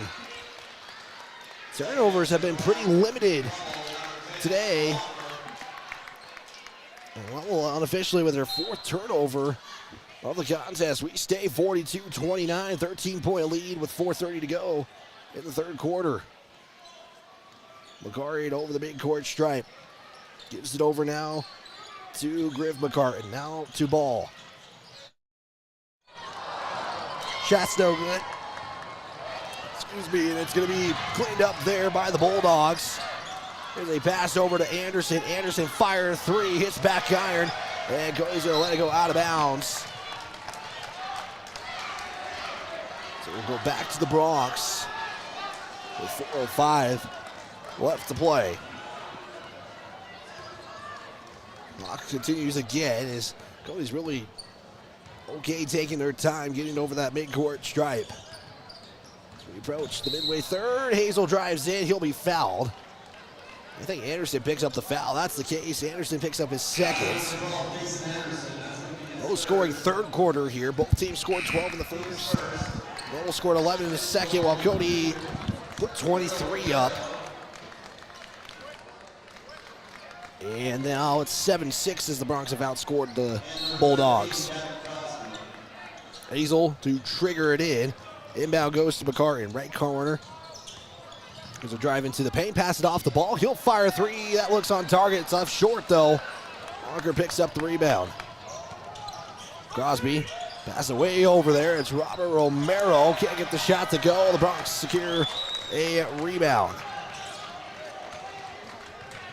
Again, Cody is just elected to take their time, get over the midcourt stripe, and knowing Lovell, they can really get a run going quickly when they can. We'll see two Bulldogs check in next whistle. Parker Hine for the Bronx will check in on the next whistle. McCartan, it's Griff McCartan. He'll drive in, put up a shot for two. Count it! The small guy plays big. That's Griff McCartan there for the score. And Cody, it's 44-29. Walker up to Crosby. Fire three from the top. And that's going to be no good either. It looks online, just can't get things to go. Hazel now. Crosses over, give it off to McCartan. McCartan three. How about another check there as it hits the top of the bucket. Fight for the rebound. It's Ball. How about putting it up? That one won't go. And Walker will eventually come up with it. Unofficially, Cody from the field. I have them 16 of 36. The Bulldogs unofficially 12 of 32. And Coach Shane is going to spend a timeout. He'll spend a full with 2:32 left to play. Pinnacle Bank scoreboard. It is the Cody Bronx 44, Lovell 29. We're back in 30 seconds on 103.3 The Range. Hey guys, this is Zach Haskell with Haskell Furniture and Flooring. We are a proud supporter of the Cody Bronx and Phillies this season. If you want selection, we have the best selection for you with the best prices. From mattresses to flooring or recliners to fireplaces, we have everything you need in stock. No need to drive out of town when we have everything here locally for your next selection. Stop in at Haskell's Furniture and Flooring in Cody, Lovell, Worland, and Riverton, where we have the best prices and better service. Cody, Lovell, Worland, and Riverton, where we have the best prices and better service.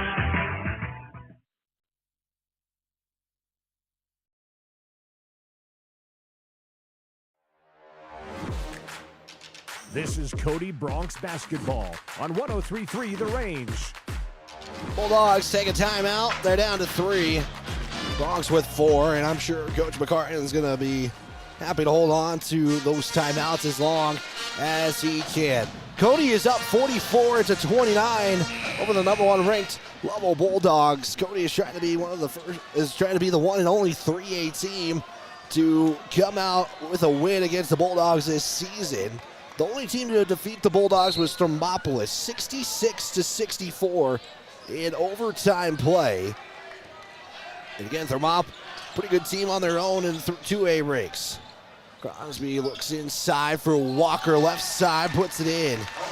Walker picks up his first points of the second half, and Lovell cuts it down to 13, 44-31, 2:13 left to play in the third quarter. It's Hazel at the top now, give it off to Ball. He'll bounce past it inside to Sowers. Sowers is going to back up on Wilson, who checks in for the first time. Sowers' shot is going to be off the mark. Let's see any other substitutions for the Bulldogs. Crosby will give it off to Anderson. Back over to Walker. He'll fire a quick triple. That's going to be no good either, but picking up the rebound is Crosby. He'll be fouled and go to the line. Foul's going to go against the Bronx. They're going to get Max Ball for his third. With 1:34 left to play. First free throw for Crosby is good, and now we're going to have an official at the scores table. Crosby has already made 3 of 3 free throws. Not sure what the confusion is about with the official, but either way, nothing is going to transpire out of this.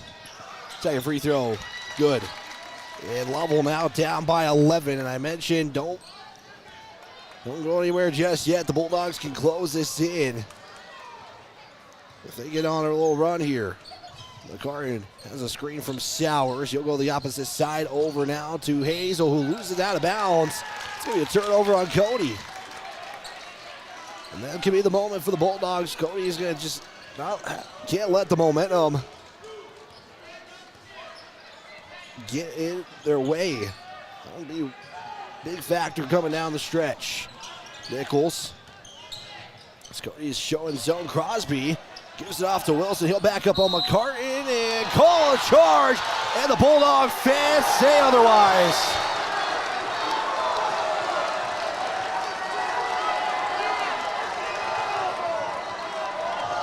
I think that's all you need to know of what the Bulldogs think about that one.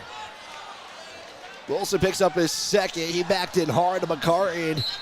From that angle, I believe that would have been the right call, but again, you could go either way with those. But the Bulldogs fans, who are all packed up on that left side, had other words to say about that call. It's under a minute to play. Hines going to drive in, jump stop, looks to give it off to Sowers. Sowers back over to Hines. Quick fire three, in and out. Nice take there by Hines, just couldn't get it to go. And Bulldogs are going to close with a little run here. Wilson gets it back, shot is up. That's going to be a foul. And we got 2 free throws coming up for Kyle Wilson. Right now, they're going to try to get over what Cody got the first time in this contest. The Bulldogs, Kyle Wilson on the season, coming into this one if you don't count the Pinedale game, 7-13 on the season. He'll make the first, even with just 13 attempts entering the game against Pinedale. Not too shabby from the line. It's a 10-point lead for Cody. This to make it single digits, first time in a while. It's left short, Hine with the rebound. We stay at a 10-point lead as I will slow it down and get it over to Hazel. 44-34, 25 seconds left to play in the third quarter. Hazel's at the top, swing it over to Hine. Hine checks with Coach McCarty and gives it back to Hazel. 13 seconds left to play. Hazel fakes the butt pass one way. Over to McCarty, 3 from the top. He'll hit the back iron. Wilson comes up with it. 4 seconds left to go. Football pass is caught. It is Nichols at the buzzer. Doesn't get the layup to go in. And Nichols knows it right away, too. He is not happy about that. And we're going to go to the fourth quarter. Final 8 minutes here. Don't go anywhere. Cody leads this one on your Pinnacle Bank scoreboard. It is 44-34. Fourth quarter action in 30 seconds on 103.3 The Range and online at ByHeartMountainRadio.com.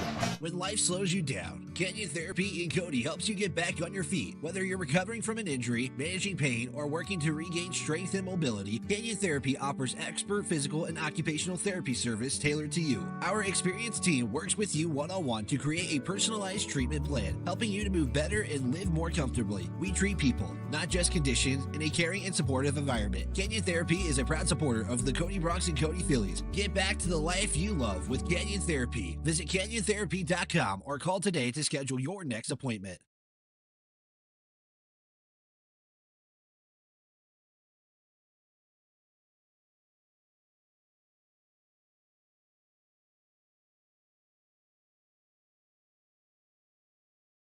The fourth quarter is here.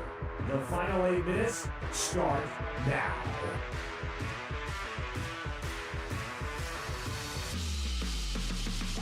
Fourth quarter is about to get underway here. Final 8 minutes in a matchup of top-ranked opponents. Lovell ranked number 1, Cody ranked number 2. The Bulldogs outscore the Bronx 11-9 in that third quarter, and the Bulldogs will start with the basketball. They go right to left in their road blue uniforms. Cody in their home whites. Newman, Nichols, Crosby, Walker, and Anderson. The 5 for the Bulldogs. It's the starting 5. We'll get a whistle. As I believe this is going to go against McCarty, as McCarty was questioning that one, but after a quick explanation, he acknowledges that. It's beginning to play 15 seconds before the first whistle, and foul's will be a factor coming down. Anderson will inbound. Inbound will go to Walker, give it up to Nichols, as Nichols missed that layup at the end of the third. Crosby shot's no good. And now I think you're going to get asked for a call. Lovell fans are irate right now. Coach Shane is asking for one. I thought the officials stopped it for a moment, but that was not the case. Bronx have their starting 5 out. Hazel, McCartan, Spomer, Ball, and Hine. The 5 for the Bronx. Approach a minute played in the fourth. McCartan matched up by Anderson. Bulldogs showing man-to-man defense. Hazel will swing it over the ball right side. Back over to Hine in the right corner. Ball sets the screen for Hine. Hine's going to get trapped. One dribble. Gives it off to McCartan. Nice save on the possession.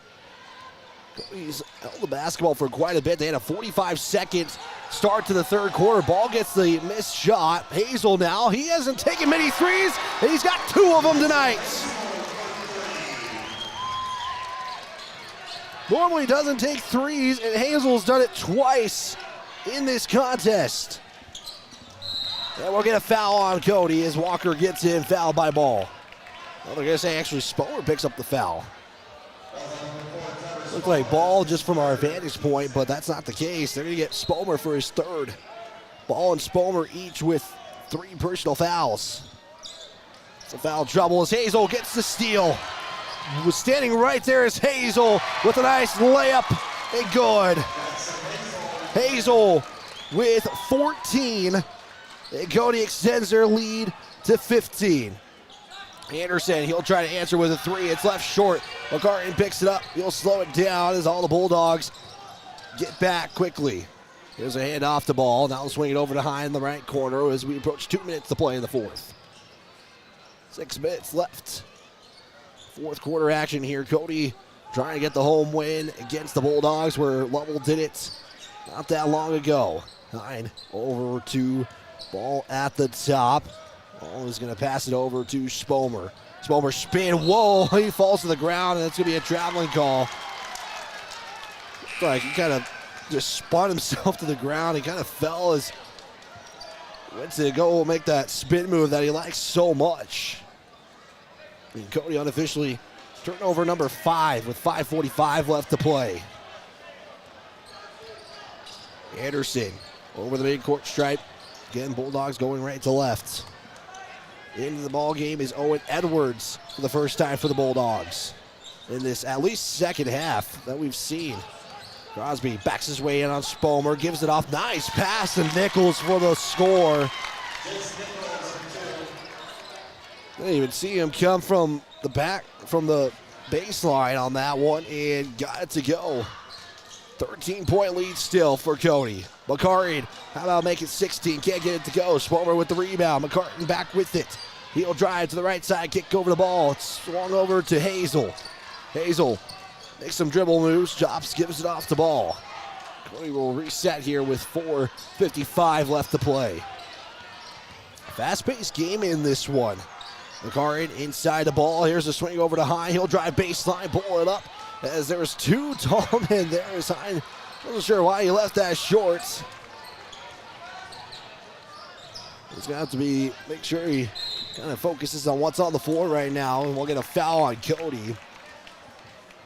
As he's trying to pull up, and then 2 tall Bulldogs closed in tightly as Kyle Wilson checks in for Lovell.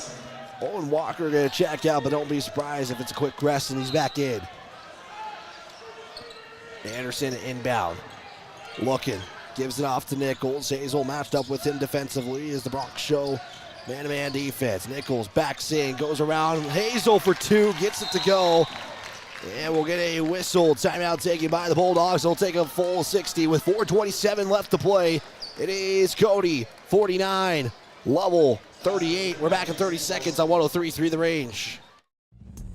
Woodward Tractor is your one-stop dealer for all your Takahouchi equipment and service needs. Takahouchi is known the world over for its purpose-built design philosophy, innovative technology, and dependable service after the sale. And now at Woodward Tractor, get 0% financing on all Takahouchi machines, excavators, track loaders, and wheel loaders. Special financing options are also available on Takahouchi brand attachments. See Woodward Tractor on Blackburn in Cody.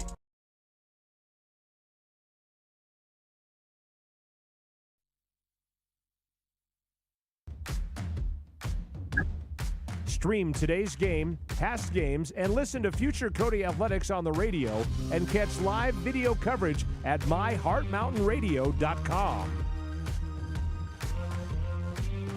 Going to be approaching about 4 minutes left to go in the fourth quarter. 49-38, Cody advantage. 4:27 left to play, to be exact. It was a timeout taken by the Bulldogs. They are going to be down to 2 timeouts. Cody with 4 of theirs left.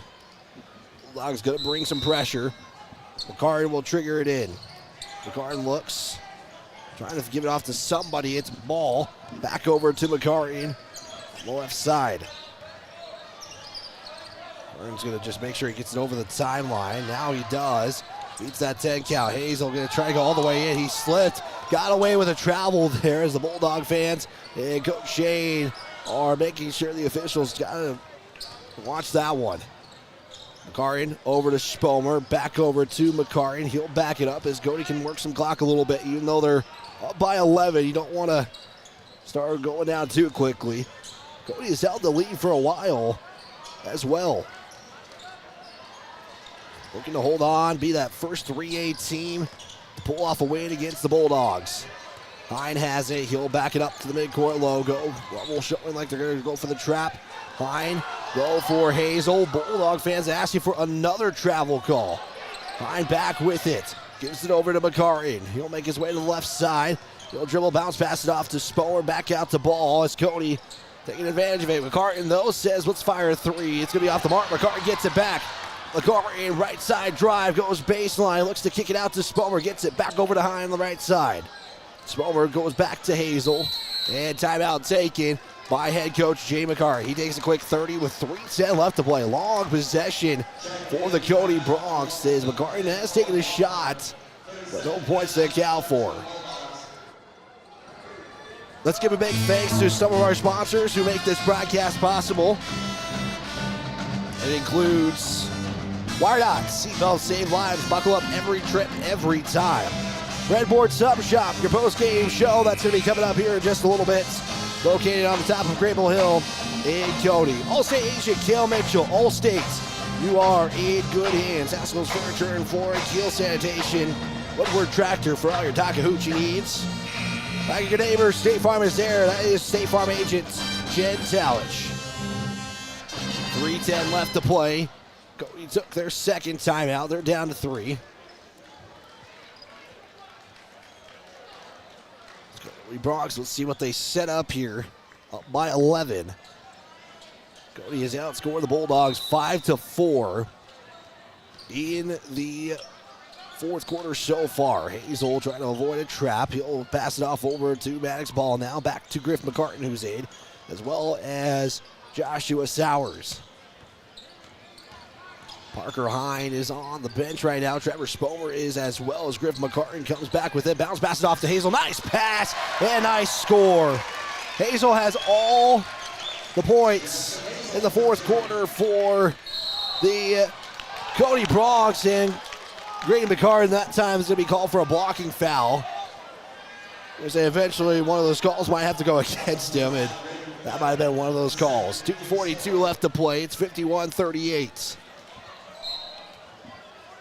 Anderson to trigger it in. Looking for somebody. Gives it off to Walker. He'll look to spin to that right side. He's going to be fouled and count the buckets. Max Ball, I believe, just picked up his 4th. And he has. And now, watch and see what happens here. Is Lovell's going to bring in a couple of substitutions. Baez and Wassemer are going to check in. It's going to be Sam Mays who is checking in for Lovell. Again, Cash Wassemer is in as well. Max Ball is going to sub out with 4 fouls. You got to avoid that. And again, the 2 points count. Walker is the one who gets credited for the score. And also checking in for the Bulldogs, number 33, Brody Moeller. He is in for Lovell with 2:39 left to play. Walker to convert the 3-point play. He does. It's a 10-point game again. Court pressure again shown by the Bulldogs. McCartan over now to Hazel. Gets it over the timeline as he'll look. Give it off now to Hine. Hine looks over to McCartan. McCartan now. He'll give it back to Hine as Lovell's showing a little bit of urgency here now with 2:19 left to play. We'll get a whistle. Foul going to go against the Bulldogs. They're going to get Sam Mays, with the foul. With 2:19 left to play. Max Ball with 4 fouls. Take a quick rest. He's going to check in for Sowers. So Bronx have Grady and Griff McCartan, Jackson Hazel, Max Ball. Max Ball gets the inbound. Back to Hayes, it is Hazel. Hazel is going to be fouled there by Brody Moeller, and Lovell makes up their second team foul. Cody has put the Bulldogs in the bonus as well, something just noticed as well with 5 team fouls against the Bronx. Lovell, I think, is just trying to get the basketball back with a 10-point deficit. Hazel looks, get a whistle and a foul. Foul will go against Brody Moeller. He picks up his second. I believe that's why a lot of the changes are made on the court to just kind of preserve some time for the Bulldogs. McCartan will inbound. It's Griff McCartan. Griff trying to split the defense as he'll get it back over to Grady. Grady bounce pass it over to Hazel. Hazel back to Grady McCartan. Got some fans chattering, and we'll get a whistle. I think that was going to be the last foul to give for the Bulldogs. That's the case, as Moeller picks up 3 personal fouls quickly in the fourth quarter. That'll actually be the 4th, not the 5th. Next foul will put the Bronx in the bonus. Grady trying to inbound it. Gets it into Griff McCartan. McCartan over to Hazel. As Hazel will start backing it up now. Trying to get a foul. That will be the case. And Jackson Hazel will go to the line and shoot some free throws. Joshua Sowers is going to check in just a moment. Now the Bulldogs are going to bring the starters back in. We'll see Jason Anderson, Jace Nichols, Evan Crosby, and Joshua Sowers going to check in just a moment with 1:43 left to play. Hazel, first free throw. He has all the points in the fourth quarter. That one's good. That was the case. They bring all 3 of the other starters back in. Newman is out there. 52-41. We gave Cody some extra points there. We apologize on that Pinnacle Bank scoreboard. Final one here. Good. With 1:43 left to play. Timeout taken by the Bronx. They'll take a full. We'll take a 30. 1:43 left to play. It is the Cody Bronx 53. It is the Lovell Bulldogs 41. We're back in 30 seconds on 103.3 The Range. All-State agent Cale Mitchell is a proud supporter of Cody High School sports. Combined experience, Park County Glass can handle all of your auto and residential glass needs. Serving the Bighorn Basin since 1982 with quality you can depend on and service from the heart. Stop in or call your auto glass specialist at 307-587-9303. That's Park County Glass at 307-587-9303.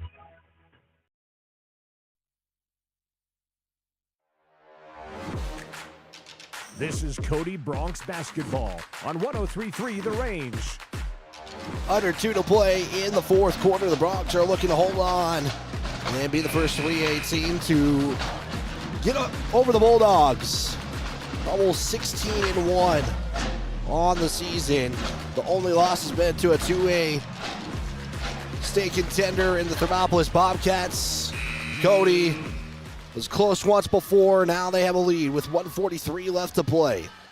Hazel made both. Hazel has 16 in the contest. McCarran was 17. Max with 13 points on the day. Cody shows a little bit of pressure. Nichols gets it over the timeline on the right side. Bulldogs gonna have to start showing some urgency. It's only 5 scores if you really think about it. You don't count threes as Sowers is going to get the rebound. He'll be fouled. And Sowers will go to the line and shoot a pair of free throws. Sowers is going to go to the line on the season for Sowers entering today's game. Sowers is 9 of 17 from the free throw line. Has a chance to extend the lead again. First free throw, count it. We get one more left here. Cody is 10 of 14 from the line today, 71%. No substitutions by either team. Ball will still wait to get back into this one. Again, he has 4 fouls. Sowers looking to go 2 for 2. Can't get the second one to go. So it'll stay 54-41. Quickly, 3 is Jace Nichols. Timeout taken by Lovell.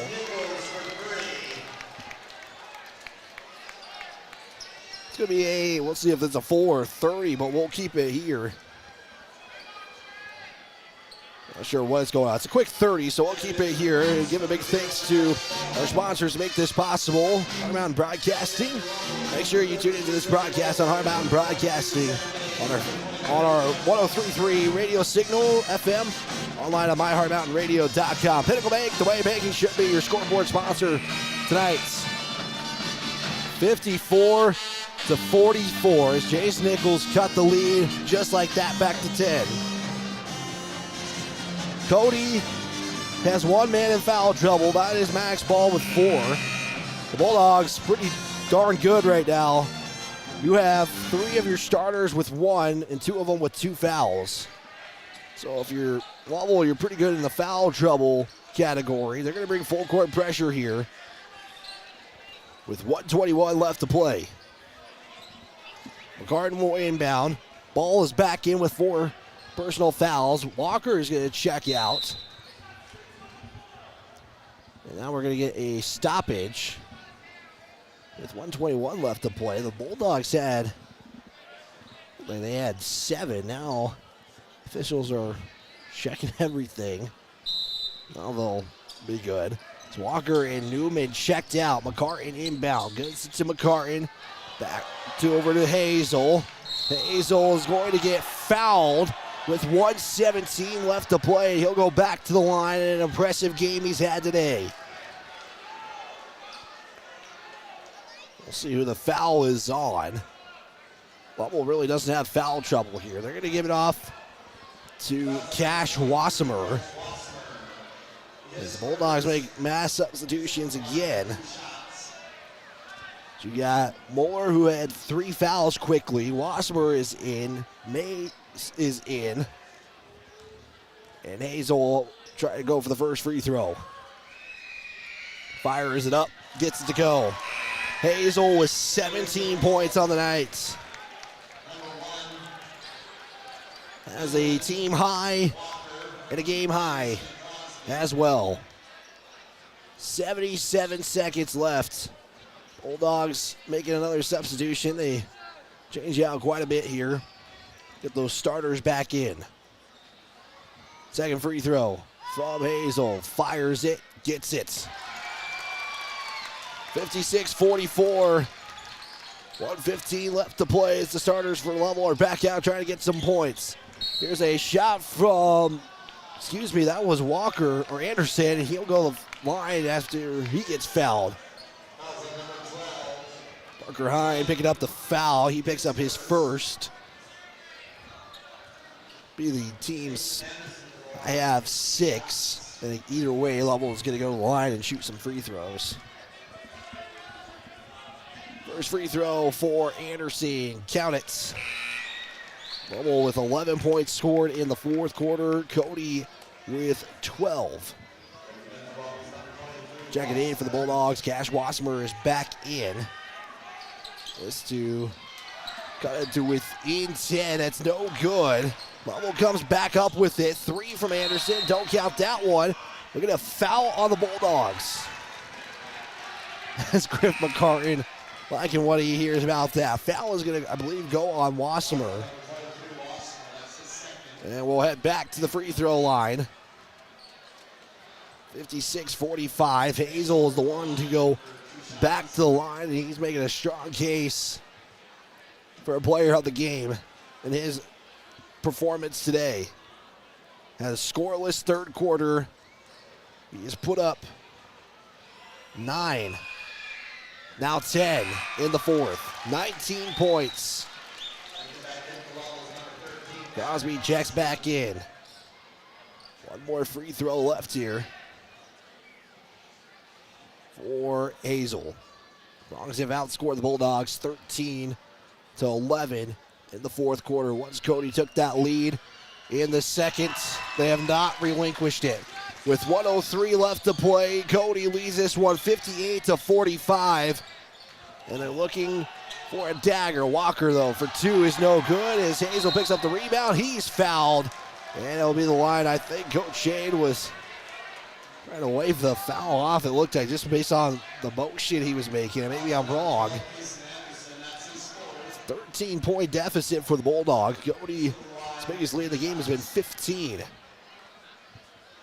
2 free throws for Hazel again. It's going to make me run out of room on my stat sheet if he keeps this up. He's made 6 He is 7 of 8 on the day. Looking to go 8 of 9. Does so with the first one. 52.1 seconds left to go. And Cody looking to seal this one. They go to 13-4 on the season. This to make it 60 on the night for the Bronx. Gets it. It's back to a 15-point game. 52 seconds left to play. Bulldogs going to push the pace. Quickly get a quick score here. Anderson to Nichols. Back over to Anderson. Quick fire three is going to be left short. Crosby trying to save it. Hazel comes up with it as he's trying to get the foul. I think the Bulldogs are backing off. Hazel gets it, and I think that is going to do it. The Cody Bronx will be the first 3A team on the season. Anderson picks up the steal. They're going to be the first 3A team this season to defeat the Bulldogs as Nichols makes a three. Timeout taken quickly by Coach Shane. Nichols has had himself a pretty good game. He has 17 on the night for the Bulldogs. Lovell takes the timeout. They're down to 1. Again, Cody is looking to hold on and go to 13-4. Lovell going to go to 16-2 as you take a look at the standings heading into this one. Lovell sitting on top of first. Cody, even though if they hold on for the win, would technically probably still be the number 2 seed in the standings. If you think about it, regionals are going to have some tiebreakers if both teams win out in conference play. Rowan's kind of been a sneaky team. They've got a couple of nice wins over Pinedale and Lander. They are taking on Powell tonight. Rowan did defeat Powell earlier in the season. And right now, Lander is taking on Mountain View in that one. That was your look at your standings for our visual audience. We apologize for the radio audience there. 18.8 left to go. Cody leading this one 60-48. McCartan gets it back. So we'll try to give it off to Parker Hine with 13 seconds left to go. McCartan will give it off to Hazel. Hazel's just going to look long pass over the ball as he'll hand it back over to McCartan. And that's going to do it. The Cody Bronx are going to defeat the number 1 ranked Lovell Bulldogs on the home gym. 60-48 is your final on your Pinnacle Bank scoreboard. We're going to step aside. We'll be back in 3 minutes for our Breadboard Summer Shop post-game show. That's next right here on 103.3 The Range, a Heart Mountain broadcasting station. We're back in 3 minutes. Distracted driving is dangerous, but some people just can't seem to help themselves. There's the steering wheel propper, the sneak a peeker, the fast roller, the night lighter. And it's not long until they become the fender benderer, the got a ticketer, the veering off the road, the driver who kills someone. Enough with the phones already. Just put them down. Coach Wagner and the Phillies and Coach McCartan and the Bronx have been really fun to watch this year. Yes, the Bronx and Phillies, they really have it all together.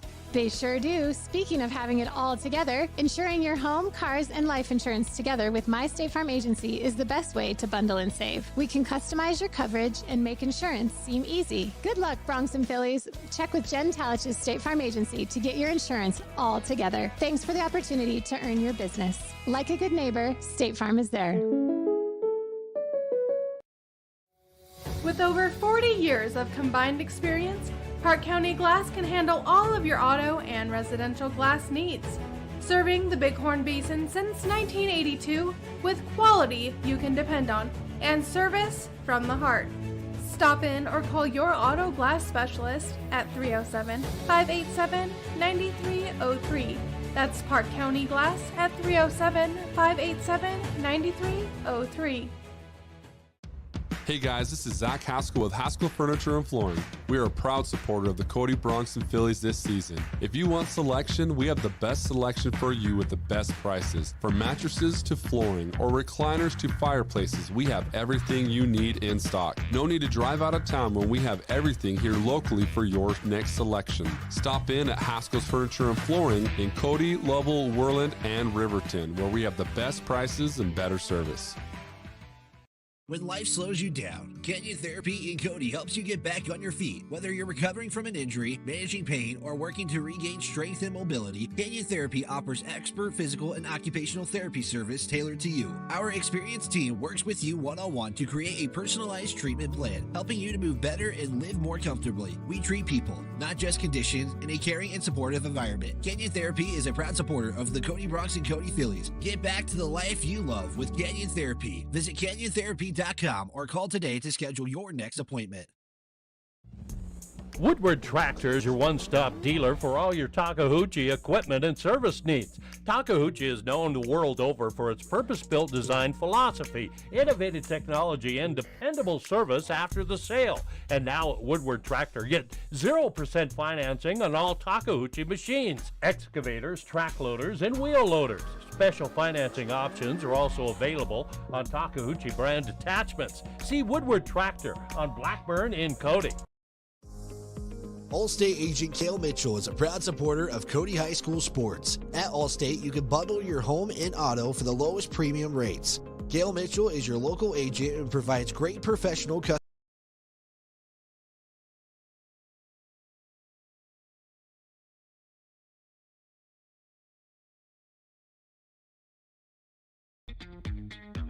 Time now for our Breadboard Sub Shop postgame show on 103.3 The Range and online at myheartmountainradio.com.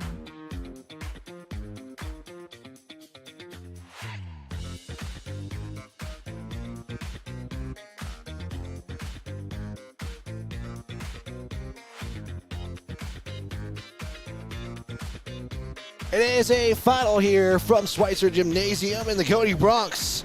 Avenge their only home or only conference loss of the season. They defeat the Lovell Bulldogs, the top-ranked Bulldogs, 60-48. This is your Breadboard Sub Shop post-game show brought to you by Breadboard Sub Shop, located on the top of Grable Hill in Cody. Cody and Lovell didn't have anything decided after one. It was tied at 12 apiece. The second quarter, though, Cody would pull away in the second quarter, and that would be where Cody would hold on to the lead. They would outscore the Bulldogs 23-11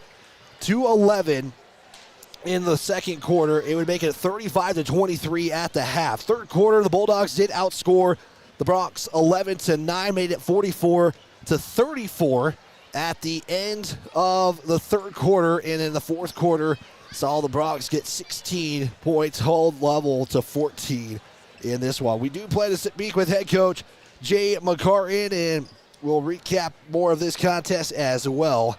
The Bronx would go 19 of 46 from the field, 16 of 21 from the field. Again, all stats are unofficial in this contest. 6 of 12 from three-point land unofficially in this one. The Bulldogs would go 18 of 41 from the field.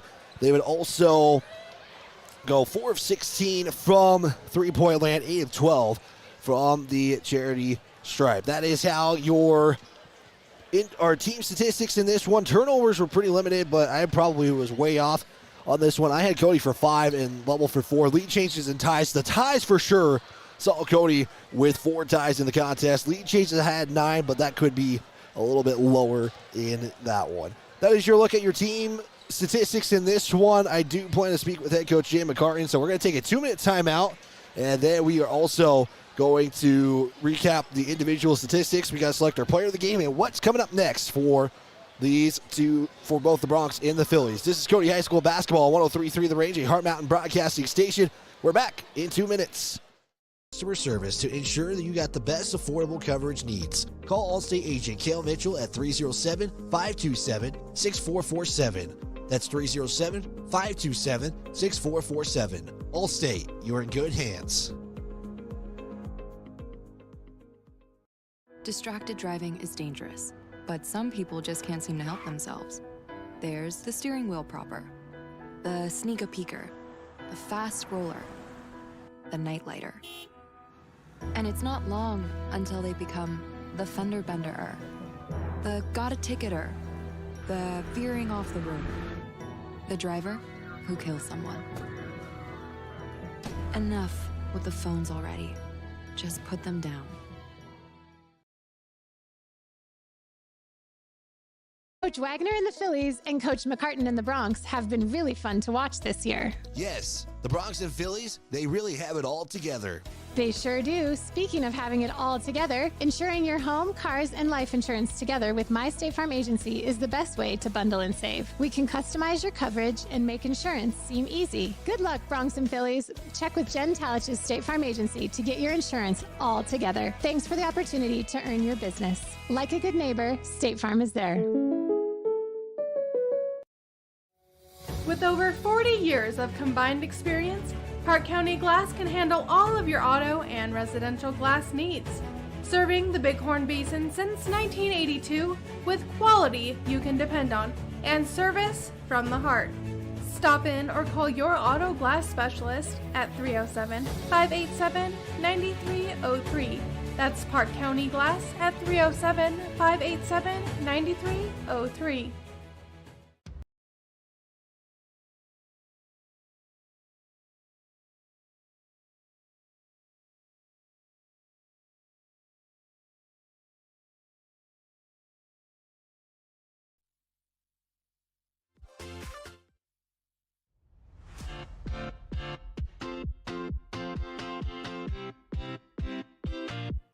We continue our Breadboard Sub Shop postgame show. Now back to the court with the voice of Cody Sports, Wyatt Barichka. Recapping this game will continue, but first we do have head coach Jay McCartan, the winning coach of this contest. And coach, you said it was going to be a fun one, and it did not disappoint one bit. No, it was a great game. I thought the kids played hard. It was a lot of fun, a four-quarter game, which you kind of expect that at this point in the season, and it's turned out the way we wanted it to, so it was a good time. You mentioned, both teams, first time around, not the best basketball out there. No. Low scoring affair, but, that's first quarter, nothing decided, but that second quarter, Coach, that was kind of where you guys you took the lead and you never looked back on that one. What in that second quarter helped you guys A, hold level to just 11 points, but B, put you guys at 23 points and never relinquish the lead? Well, I thought in the first quarter we got good looks, but we just didn't make them. And sometimes that happens, especially with the length that they have. They caused some problems there. So I thought in the second quarter we were better balanced, with our feet, and created opportunities at the rim. We made some easy shots in the second quarter. Defensively, we switched to a zone real quick just to kind of change things up, and I thought that was effective against them. So, a couple things. I thought our kids rebounded really well, both offensively and defensively in that second quarter, and that kind of extended our lead. So a lot of good things happened in that quarter, and gosh, if we could do that for 4 quarters, I think we'd be pretty good. Yeah, Coach, this game, could have gone either way. You said if you guys have a really good night, they have a somewhat off night, you're going to win by 10. this could have gone it could have gone either way, but Coach, your 3 players, another impressive performance tonight. I thought Jackson Hazel, I'm going to say it right now, he's my player of the game, brought to you by State Farm agent Jen Talic. I thought just overall, he really stood out in this one for me. Yeah, he was very, very solid, and then, down the stretch, hitting free throws at the line. I think, I don't know what he was at the line, but he was pretty solid at the line. 9 of 10, that's pretty good. And, we needed those. Now, we knew it was going to become a free throw contest. I think we had 5 fouls to their 0, so you knew they were going to foul at some point. And they kept doing that, and then they called timeout and said, hey, it's a free throw contest, and it became one, and Jackson stepped up to the line and knocked him down. Well, I don't think, at least from my memory, he doesn't really take threes. No, he made 2. He made 2 tonight, so yeah. His 2 attempts, he's more of an attacker, but again, 2 threes on the night helps out as well. But also, your free throws tonight too, Coach. Outstanding. You guys were unofficially 16 of 21. Pretty good. From the free throw line. Yeah. That's kind of what you hope for with the team. Yeah, that's above 70%, and our goal is 70% as a team. And we've had games that we've done that, and we've had games where we haven't even been close. So tonight was a good night to have that happen. So I'm proud of the guys. They did a really good job. Just what is this kind of win? I know first time You guys didn't get them. They were on the home court. This time, you guys are on the home court. Get a win in front of a great crowd. Yep. I mean, both communities came out tonight. Just what do you guys say with a team with a win like this tonight? Well, the reality is that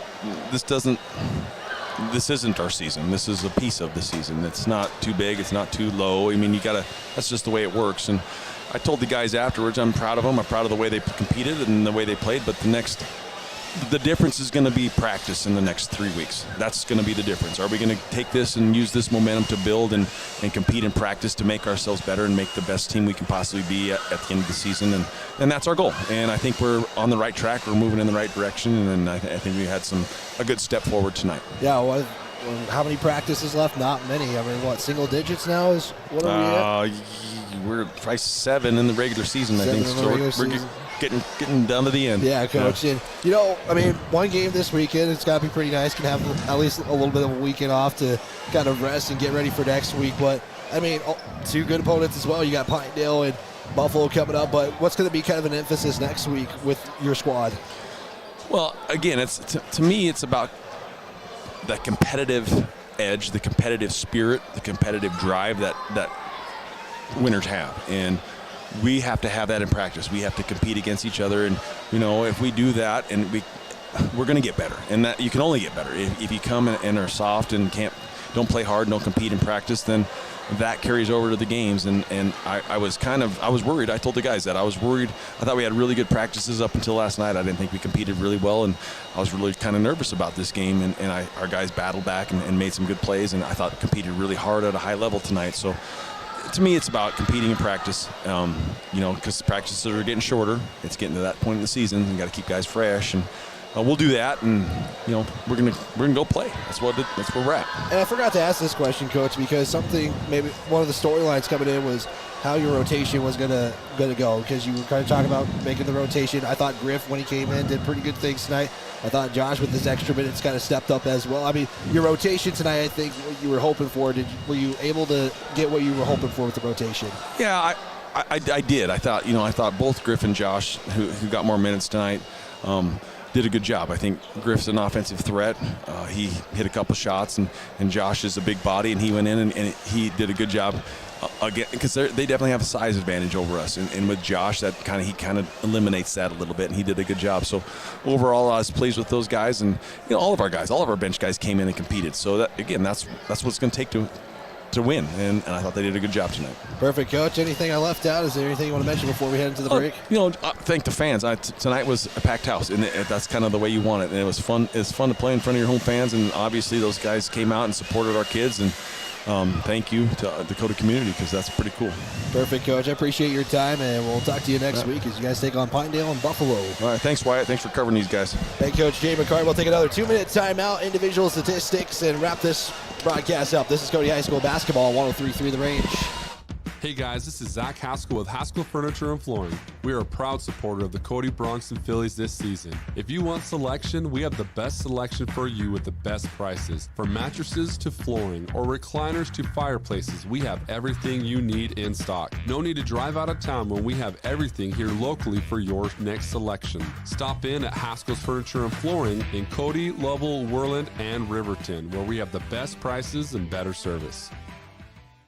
When life slows you down, Canyon Therapy in Cody helps you get back on your feet. Whether you're recovering from an injury, managing pain, or working to regain strength and mobility, Canyon Therapy offers expert physical and occupational therapy service tailored to you. Our experienced team works with you one-on-one to create a personalized treatment plan, helping you to move better and live more comfortably. We treat people, not just conditions, in a caring and supportive environment. Canyon Therapy is a proud supporter of the Cody Bronx and Cody Phillies. Get back to the life you love with Canyon Therapy. Visit CanyonTherapy.com or call today to schedule your next appointment. Woodward Tractor is your one-stop dealer for all your Takahouchi equipment and service needs. Takahouchi is known the world over for its purpose-built design philosophy, innovative technology, and dependable service after the sale. And now at Woodward Tractor, get 0% financing on all Takahouchi machines, excavators, track loaders, and wheel loaders. Special financing options are also available on Takahouchi brand attachments. See Woodward Tractor on Blackburn in Cody.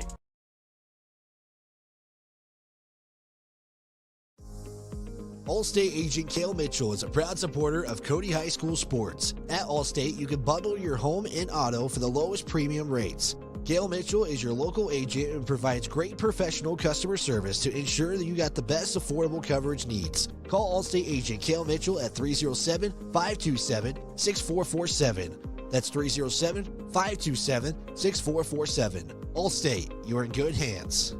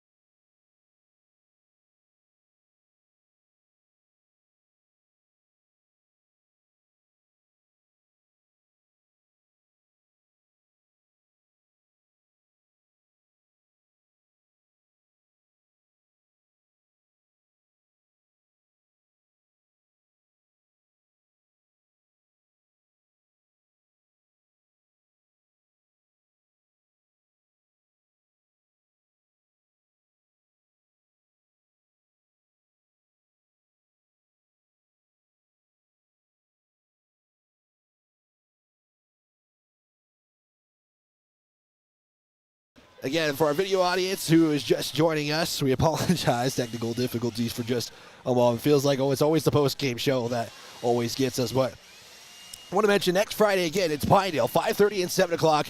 Again, if you can't make it, we'll have the call for you guys right here on 103.3 KBE in Cali, Cody.